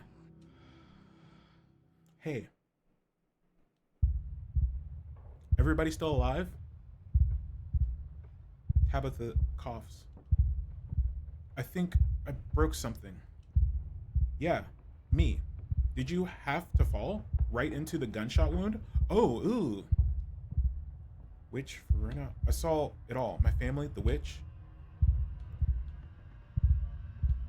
Enoch fucked everyone over, even the witch. Babble incoherently about your vision.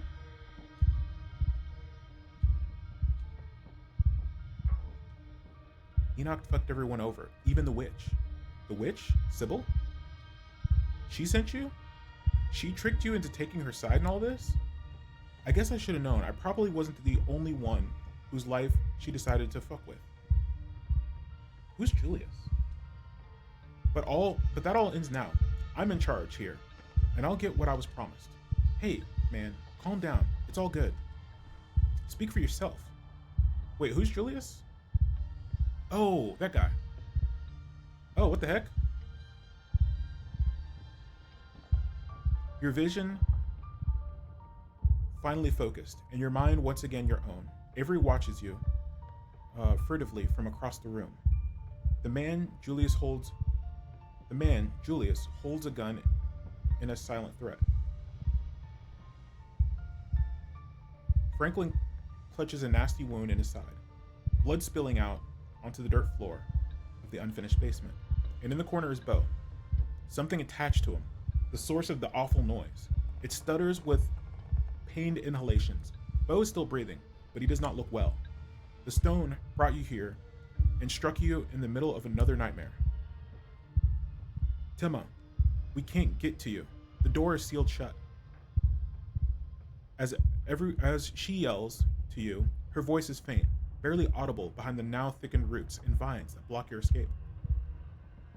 Let's bring the Scarlets up to speed. Julius, they look a little shell-shocked. Where do I fucking begin? All right.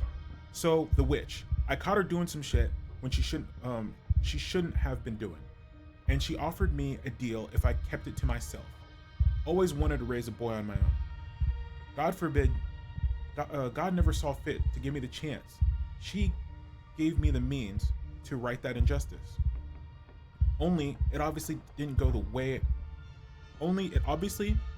quite go the way it was supposed to. Calloway's interfered. Just like always. Made it so I had to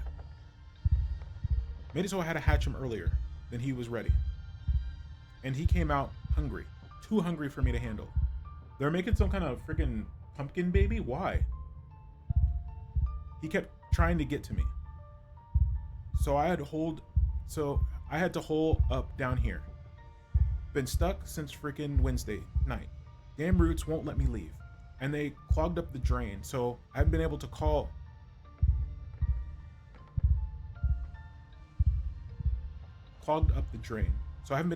that witch and get her to make things right. But I'm a man of preparedness.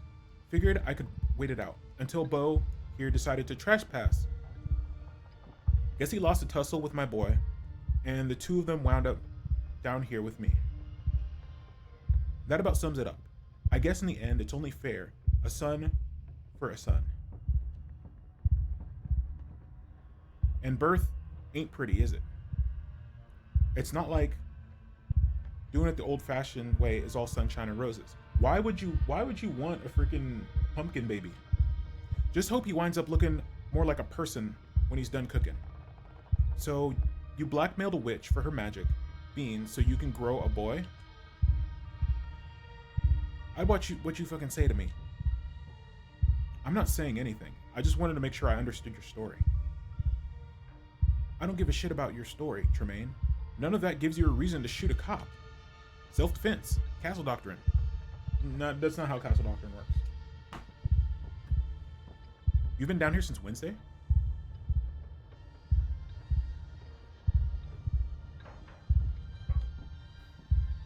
Who the hell are you people?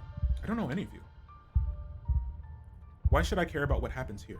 I've just dropped into the middle of a situation without any context. None of this has anything to do with me. I shouldn't be here. Avery, what the hell are you doing? What the hell's going on down here? Hey. You don't have to answer, kid. I don't need my business explained to every stranger who decides to pay me a visit. So Julius hatched a baby out of a pumpkin, the really big pumpkin you probably saw upstairs, and then he was stuck in the basement for a couple days while it was upstairs crawling around looking for food. Then, unfortunately, Bo showed up. All I heard was some yelling and crashing around up there. Then I wound up with this shit on my hands. So I called the kid to come try to help me sort it out. That's me. Julius thought my plant expertise would come in handy. I can't say it's been helpful though. Yeah, it's a freaking monster baby. I feel like the baby is freaking out more than ever. Getting it out of Bo without killing him doesn't seem easy or even possible. Would have been much easier if everybody in town didn't decide to show up uninvited.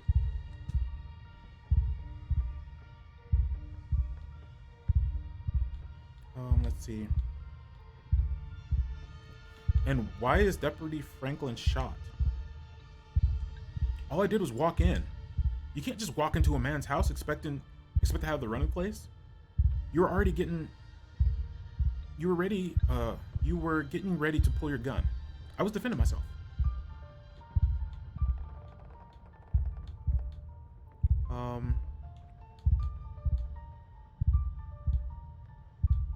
You need to let Bo go. Let's see. Do you know how to contact her, the witch? Of course I fucking do. You think I'm some sort of idiot who makes a deal without some way of getting out of it? Not my fault. Things went to shit before I could call her up. Fact is, I tried, but the only other means of contact I've got is the faucet over there. Why the faucet? How does that? What do you mean? It's fed by natural spring water. That's her preferred method of communication, like her internet, I suppose. As you can see, it's currently out of order, and my boy's got his meat all in there. We won't be getting a drop out of it till he's calmed down. He's trying to ignore it, but the thing is reaching for him. Little tendrils extending to Julius's direction, and he's standing outside of their reach. You'll have your witch as soon as this is settled. So don't do anything stupid, none of you. No. The conversation is interrupted by Bo shifting uncomfortably as the creature lets out a guttural moan. So what, we're just supposed to wait here until the calorie way kid dies? That's exactly right. My kid gets born, and we forget all this happens. I had a plant emergency. This doesn't feel like it fully explains why Avery is here. This isn't the sort of situation where a person would call just anyone for help.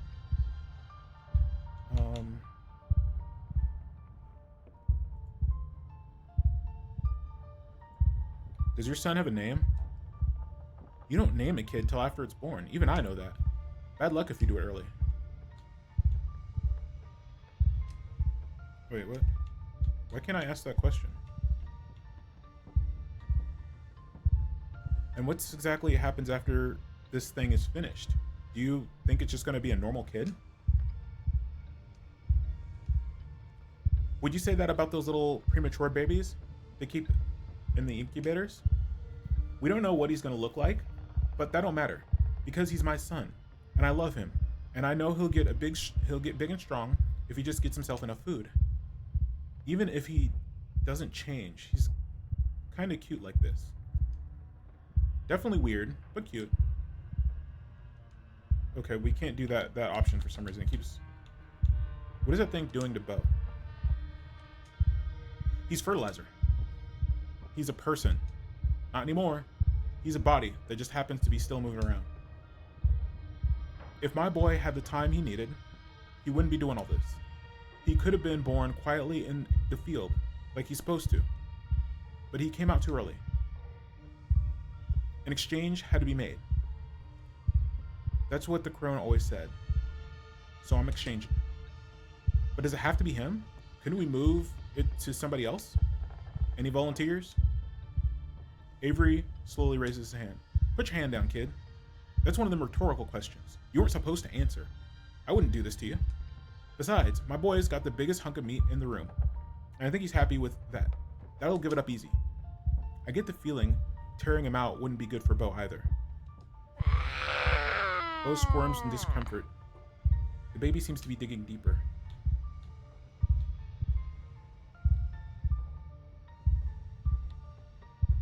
Julius, can't you see he's reaching out to you? Maybe you should take him? Just having some kind of spasm. Quit reading into it. Bo's a stranger. Shouldn't he be brought into this world by someone who loves him? Parenting's about sacrifice. Julius isn't taking it on.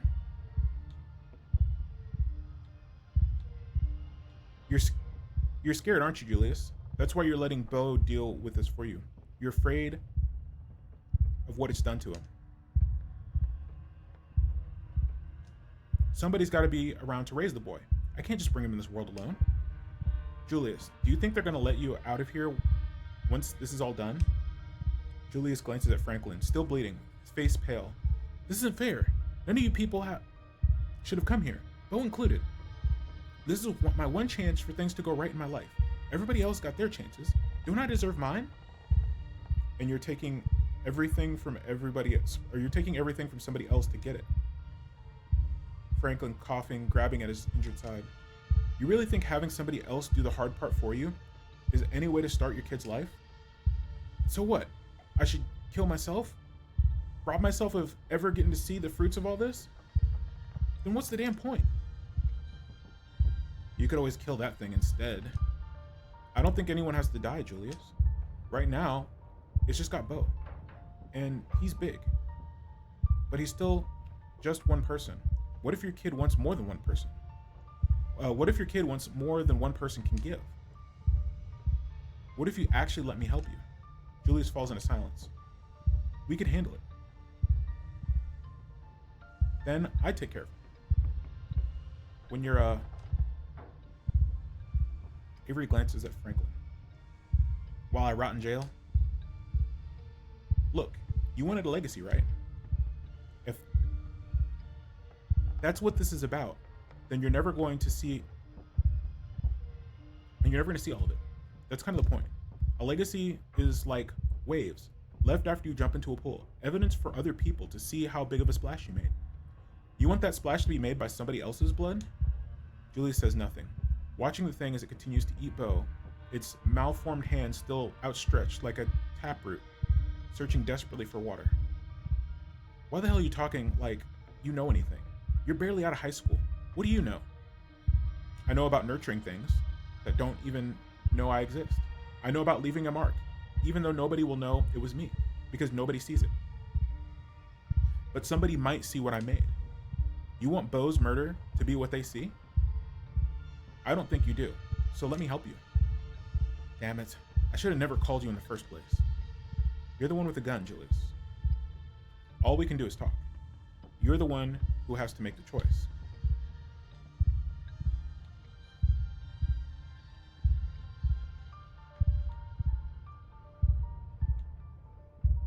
Let's see.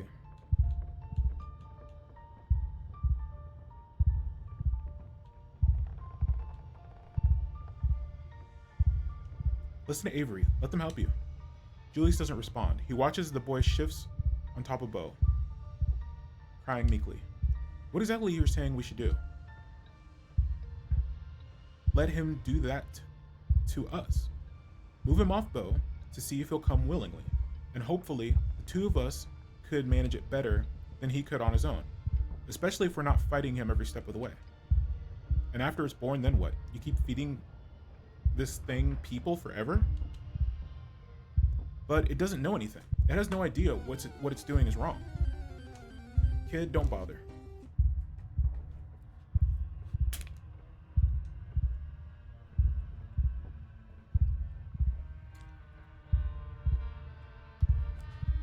The man heaves a sigh with finality.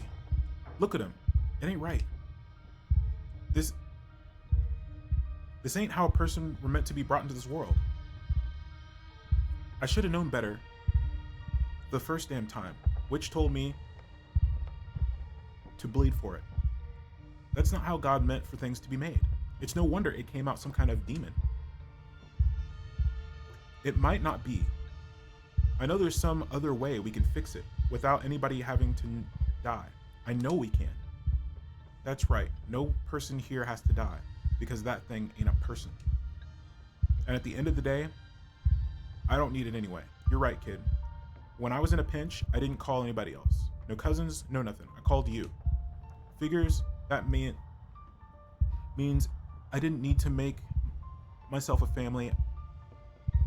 out of dirt and blood after all. Is he gonna kill it? Julius crosses the room, kneeling to pick the garden shears by Bo's feet. The thing tries to reach out with a translucent hand, crying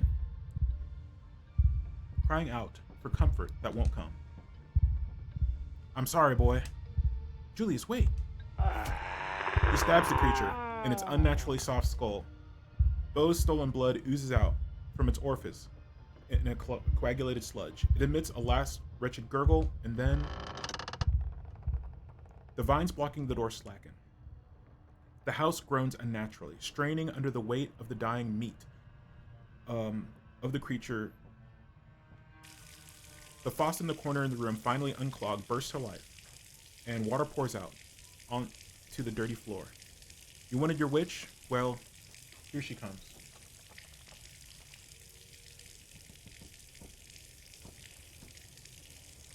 That woman is the literal last person on Earth I want to see right now.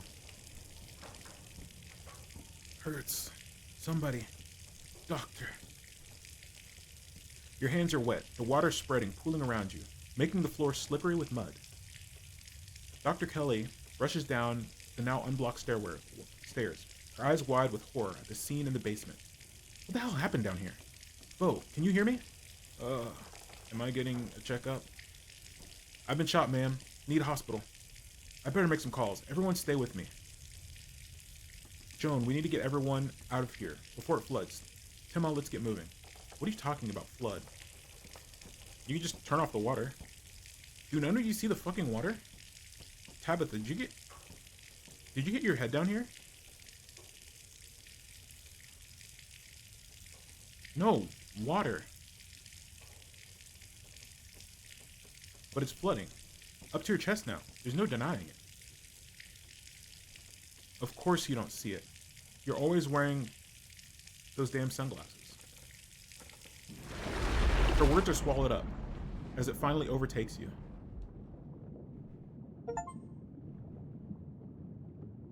Finish episode 5.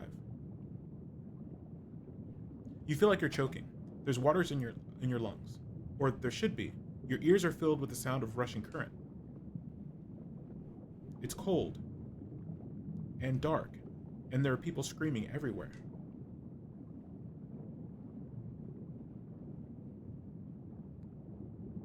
There are bodies in the water, with you.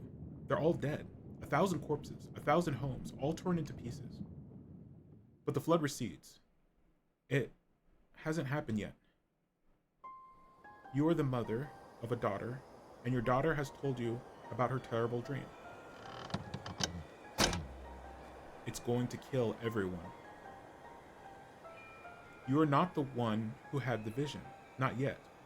It has only been described to you by the daughter you have been teaching, as your mother taught you. You're the only one who can stop it, mother, but you won't be strong enough. Her words are heavy. How can you be sure? Maybe it's only a dream. The village is doomed then. Of course I'll stop it. Don't worry so much, daughter.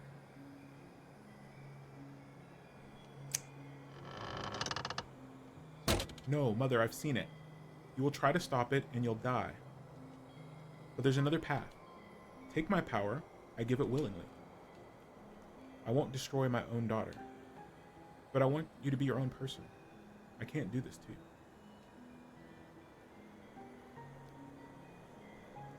It can't be that. I'm destined to lose you. It's too cruel.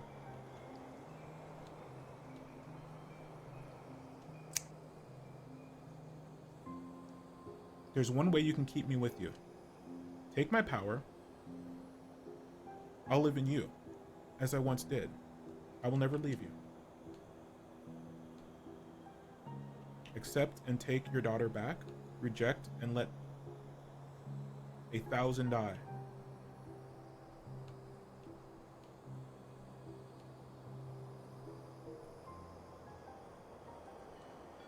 You deny your daughter.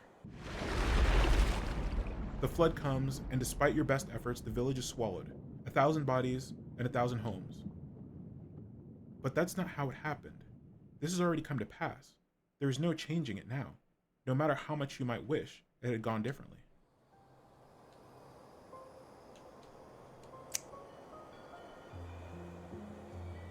You accept your daughter's decision. She's not the child she once was. And there is a confidence in her that you have no choice but to respect. You take her back. Her powers becomes yours.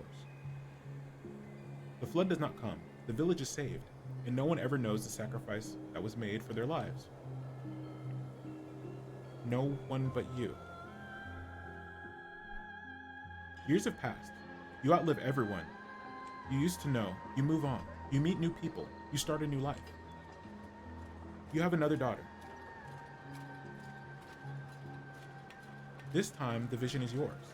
The piece of your first daughter that lives in you shows you what's coming.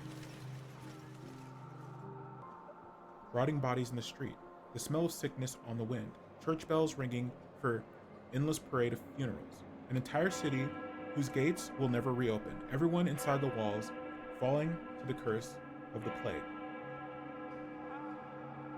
You among their number, your body no longer strong enough to heal itself. You are not enough to stop it. Not as you are. There is another path, a narrow thread. If you were stronger, you could tug at it and unravel the tapestry of the future. Mother, what's wrong? Your daughter will never be as strong as you are, not after what you had to do. But she still carries in her some strength, enough.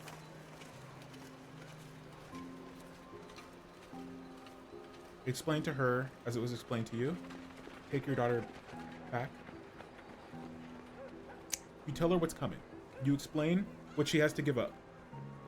What you both have to give up. You love your daughter, after all. You will miss her, as you missed your first daughter. She's angry. Even when you try to explain that she will be part of you, that she won't die, she cries and cries, and she tries to run away from you.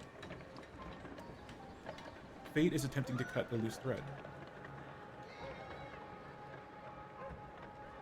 So this is the witch's perspective, and she's like somehow taking their daughter's life to keep living. I think I'm understanding that, right? The entire city rests on this decision. Stop her from leaving, let her go, give up on the city. I'm guessing we don't have options here. So let her go, give up on the city. Your daughter leaves you. You resign yourself to the future. She is one of the first to die. The streets flood with disease, and the bodies are buried, then burned, then left in heaps on the streets until no one is left to remember any of their names. But that's not how it happened. The entire city rests on this decision. Stop her from leaving. Yep. You do not let your daughter run from you. No plague comes. The city never knows that it would have been a ruin. But there is unhappiness in you. She didn't understand. And what you took of her is angry, confused, restless. You will have to carry that with you.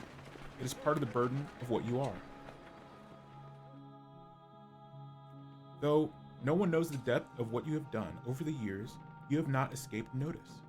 You find yourself in a capital, in a place whose name has changed too many times to count. A war is brewing, and the eyes of those who hold the fate in their hands are on you. Their lips asking which threads to pull and which to cut. And the tapestry is once again revealed to you.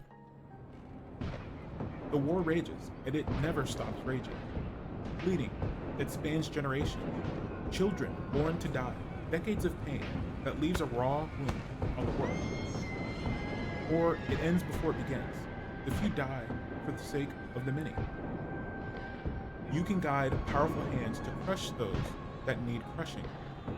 If only you had more power of your own. You call your daughter to you. You raise them differently these days. The disquiet left by the reluctant daughter taught you a permanent lesson. They don't need convincing anymore. They are ready to return to you whenever you need them.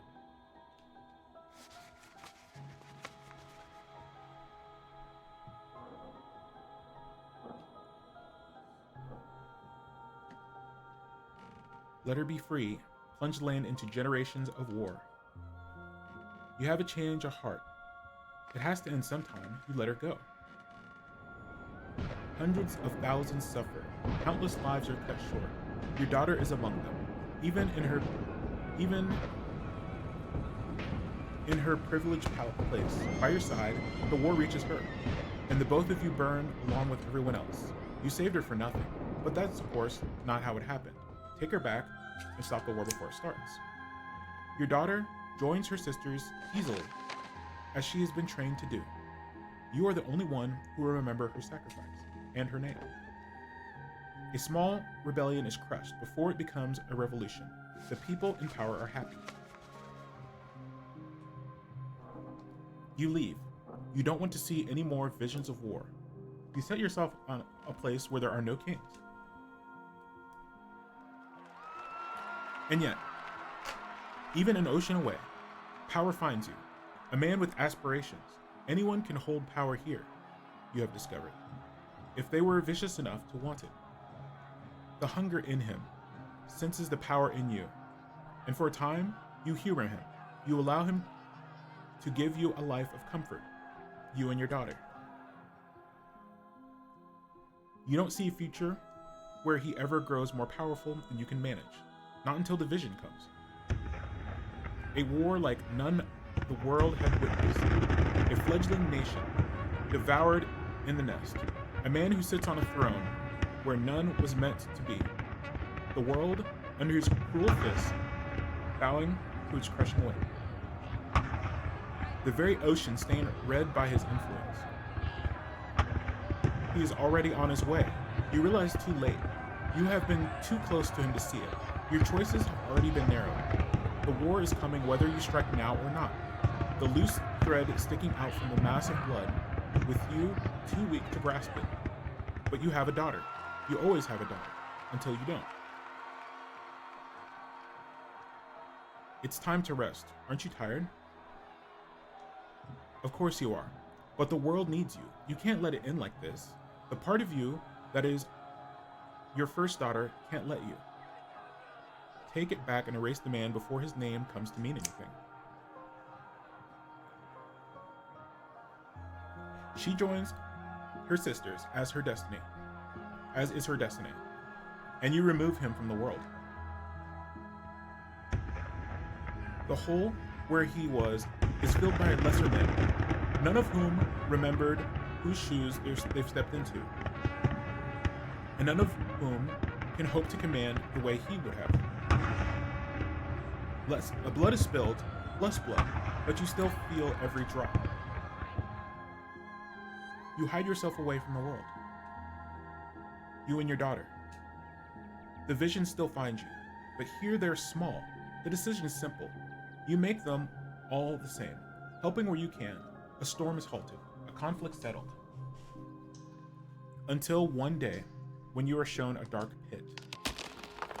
Splintering wood, debris, trapping everyone inside, bodies burning as the very rock catches fire. Children screaming, their flesh bubbles, then silence, as lungs filled with smoke. You know the choice that lies in front of you.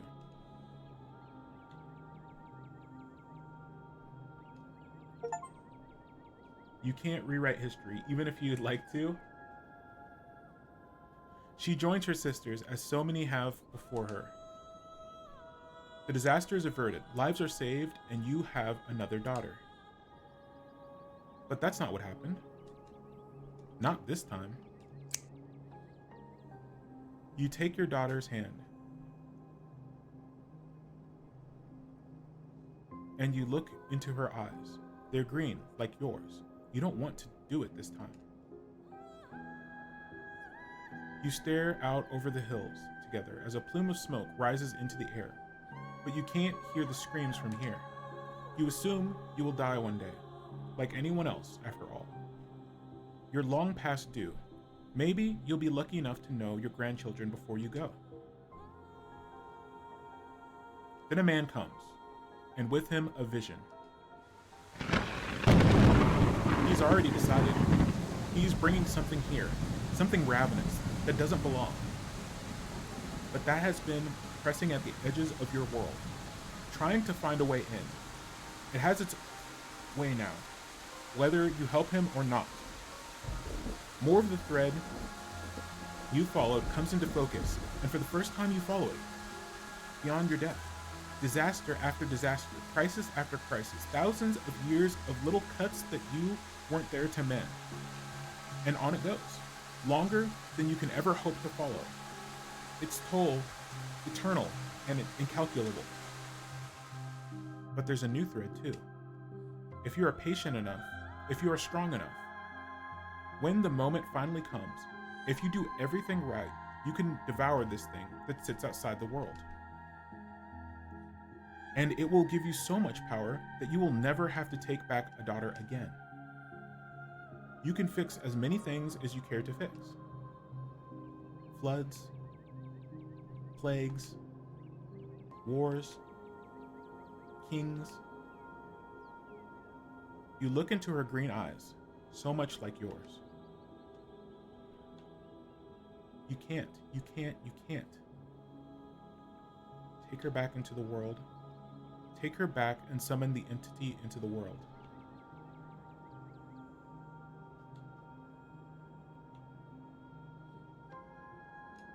But you did.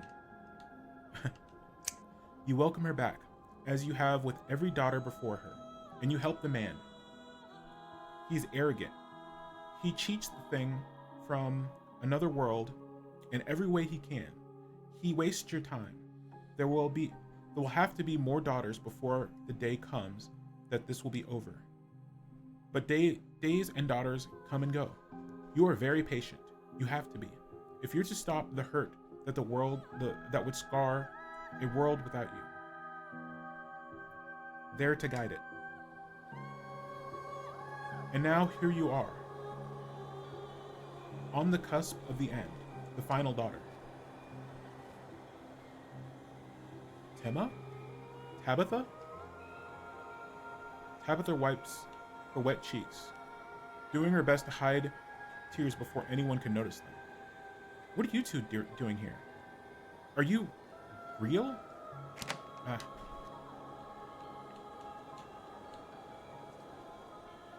Yeah, we're real. Are you? I don't know. Probably. I wasn't expecting anyone to see me off. I especially wasn't expecting the two of you. So that means I made up my mind. Don't try to talk me out of it. It won't work. You're a good person, Kanika. I hope you know that. I understand it has to be done. I'm sorry that it's come to this, but we both know how important this is. You're doing the right thing, Kanika. Your whole life has come down to this moment. Thank you for saving us. I forgot you. I can't believe it. All day, it's like you didn't exist.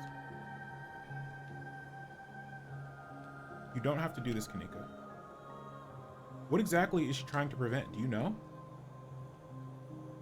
That thing that Enoch bought, whatever it is, breaking out and causing havoc. And all those disasters.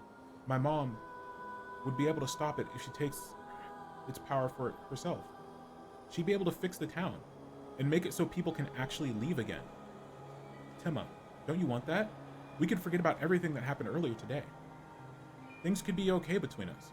No, things can't be okay between us. As soon as I get out here.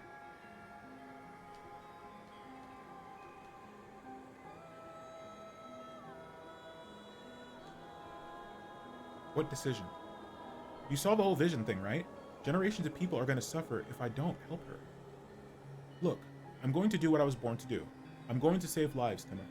More than most people could in a lifetime. It's the only sensible thing to do.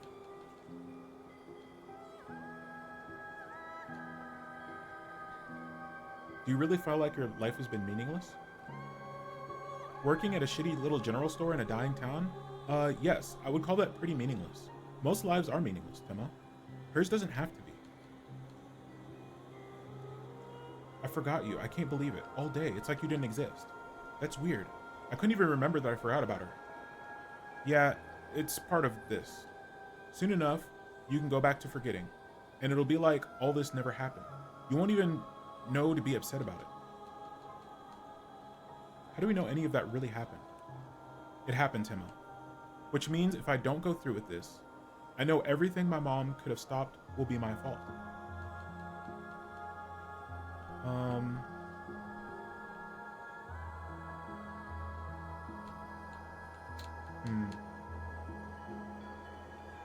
You don't have to do this, Kaneko. Thank you for saving us.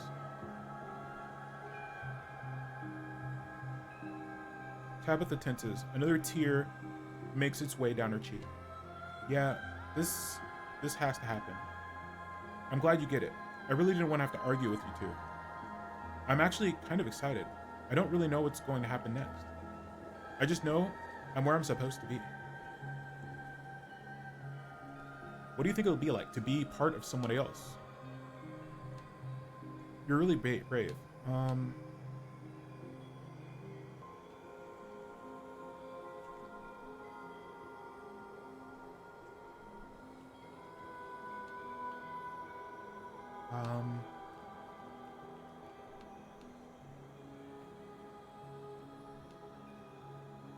We'll watch her go in silence. Kanika, wait, before you go, I'm sorry that we never really got along. I always thought you were an admirable person. You always stuck to your guns, and I respect that. Even when you really should have sold that stupid store to me many years ago. I wish I'd have said it before now. I wish I'd been nicer to you while I had the chance. Holy shit, you're actually apologizing? It's true, you've always been a huge bitch to me. But that was our thing. I really can't see it as anything. I can't really see it as anything but small and petty at this point. It's not like I care about the store now. Its only real purpose was making sure I was here when I needed to be. So no hard feelings, okay? Stella would flip if she knew about this. Her two besties actually bearing the hatchet, but she won't remember me soon anyways. Everyone will forget. Maybe not everyone though. Maybe not you two. I think I'd like that. For a second you struggled to remember why you were here. There was something important happening, or someone important you had to find? There, it's done. It's over. Tabitha wipes a tear. You're not sure why she's crying. Missing achievement data. Forget somebody forever. That's an interesting achievement. What's done? I feel like I'm forgetting something important.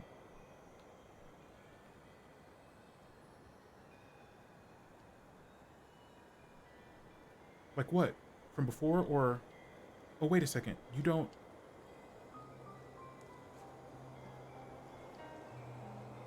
Carmilla.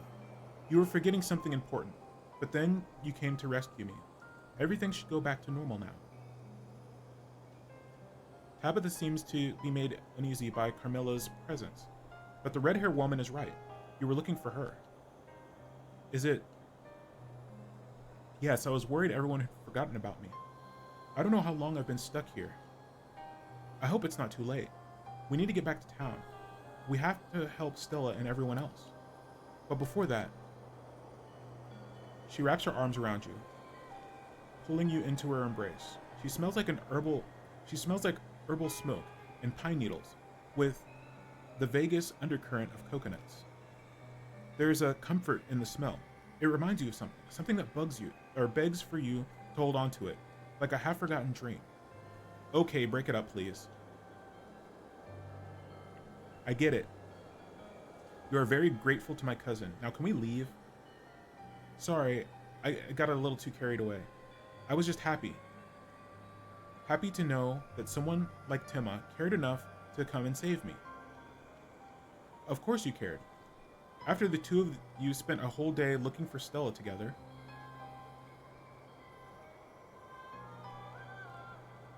What? Even though you've only known each other for a scant few days. It was only right that you come looking for her when she needed your help. I don't know what I would have done without you. And you too, Tabitha, of course. What did I come here to save you from? This place. It took me out of the world, trying to isolate me, to erase me.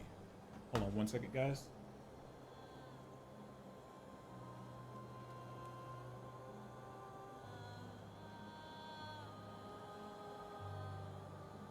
It's getting a little cloudy, so I need to just turn on more light. Was there someone else here? Maybe you're thinking of those figures? The ones dancing around through the illusion? All of this was meant to confuse us. Don't let it make you doubt reality. I feel strange. Let's go. This place makes me feel sick. Oh no. I think it's trying to get its hooks back into you. She takes your hands, her grip light and delicate. She takes Tabitha's too, though Tabitha squirms uncomfortably, like she finds the woman's pleasant warmth unbearable. But you two have already broken free from the hold it had on you. It can't keep us here anymore. At that reassurance, the world shifts nauseatingly around you. It feels like you're being buoyed upward, ascending rapidly, the dream rushing away like water down a drain, until finally you surface.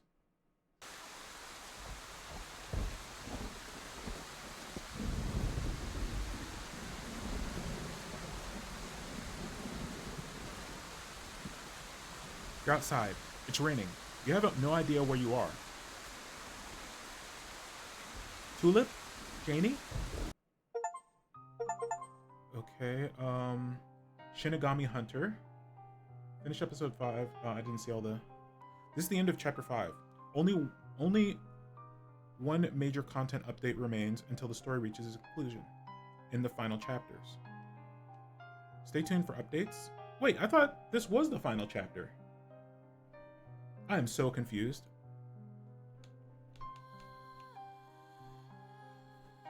I thought this was the final chapter. What the heck, man?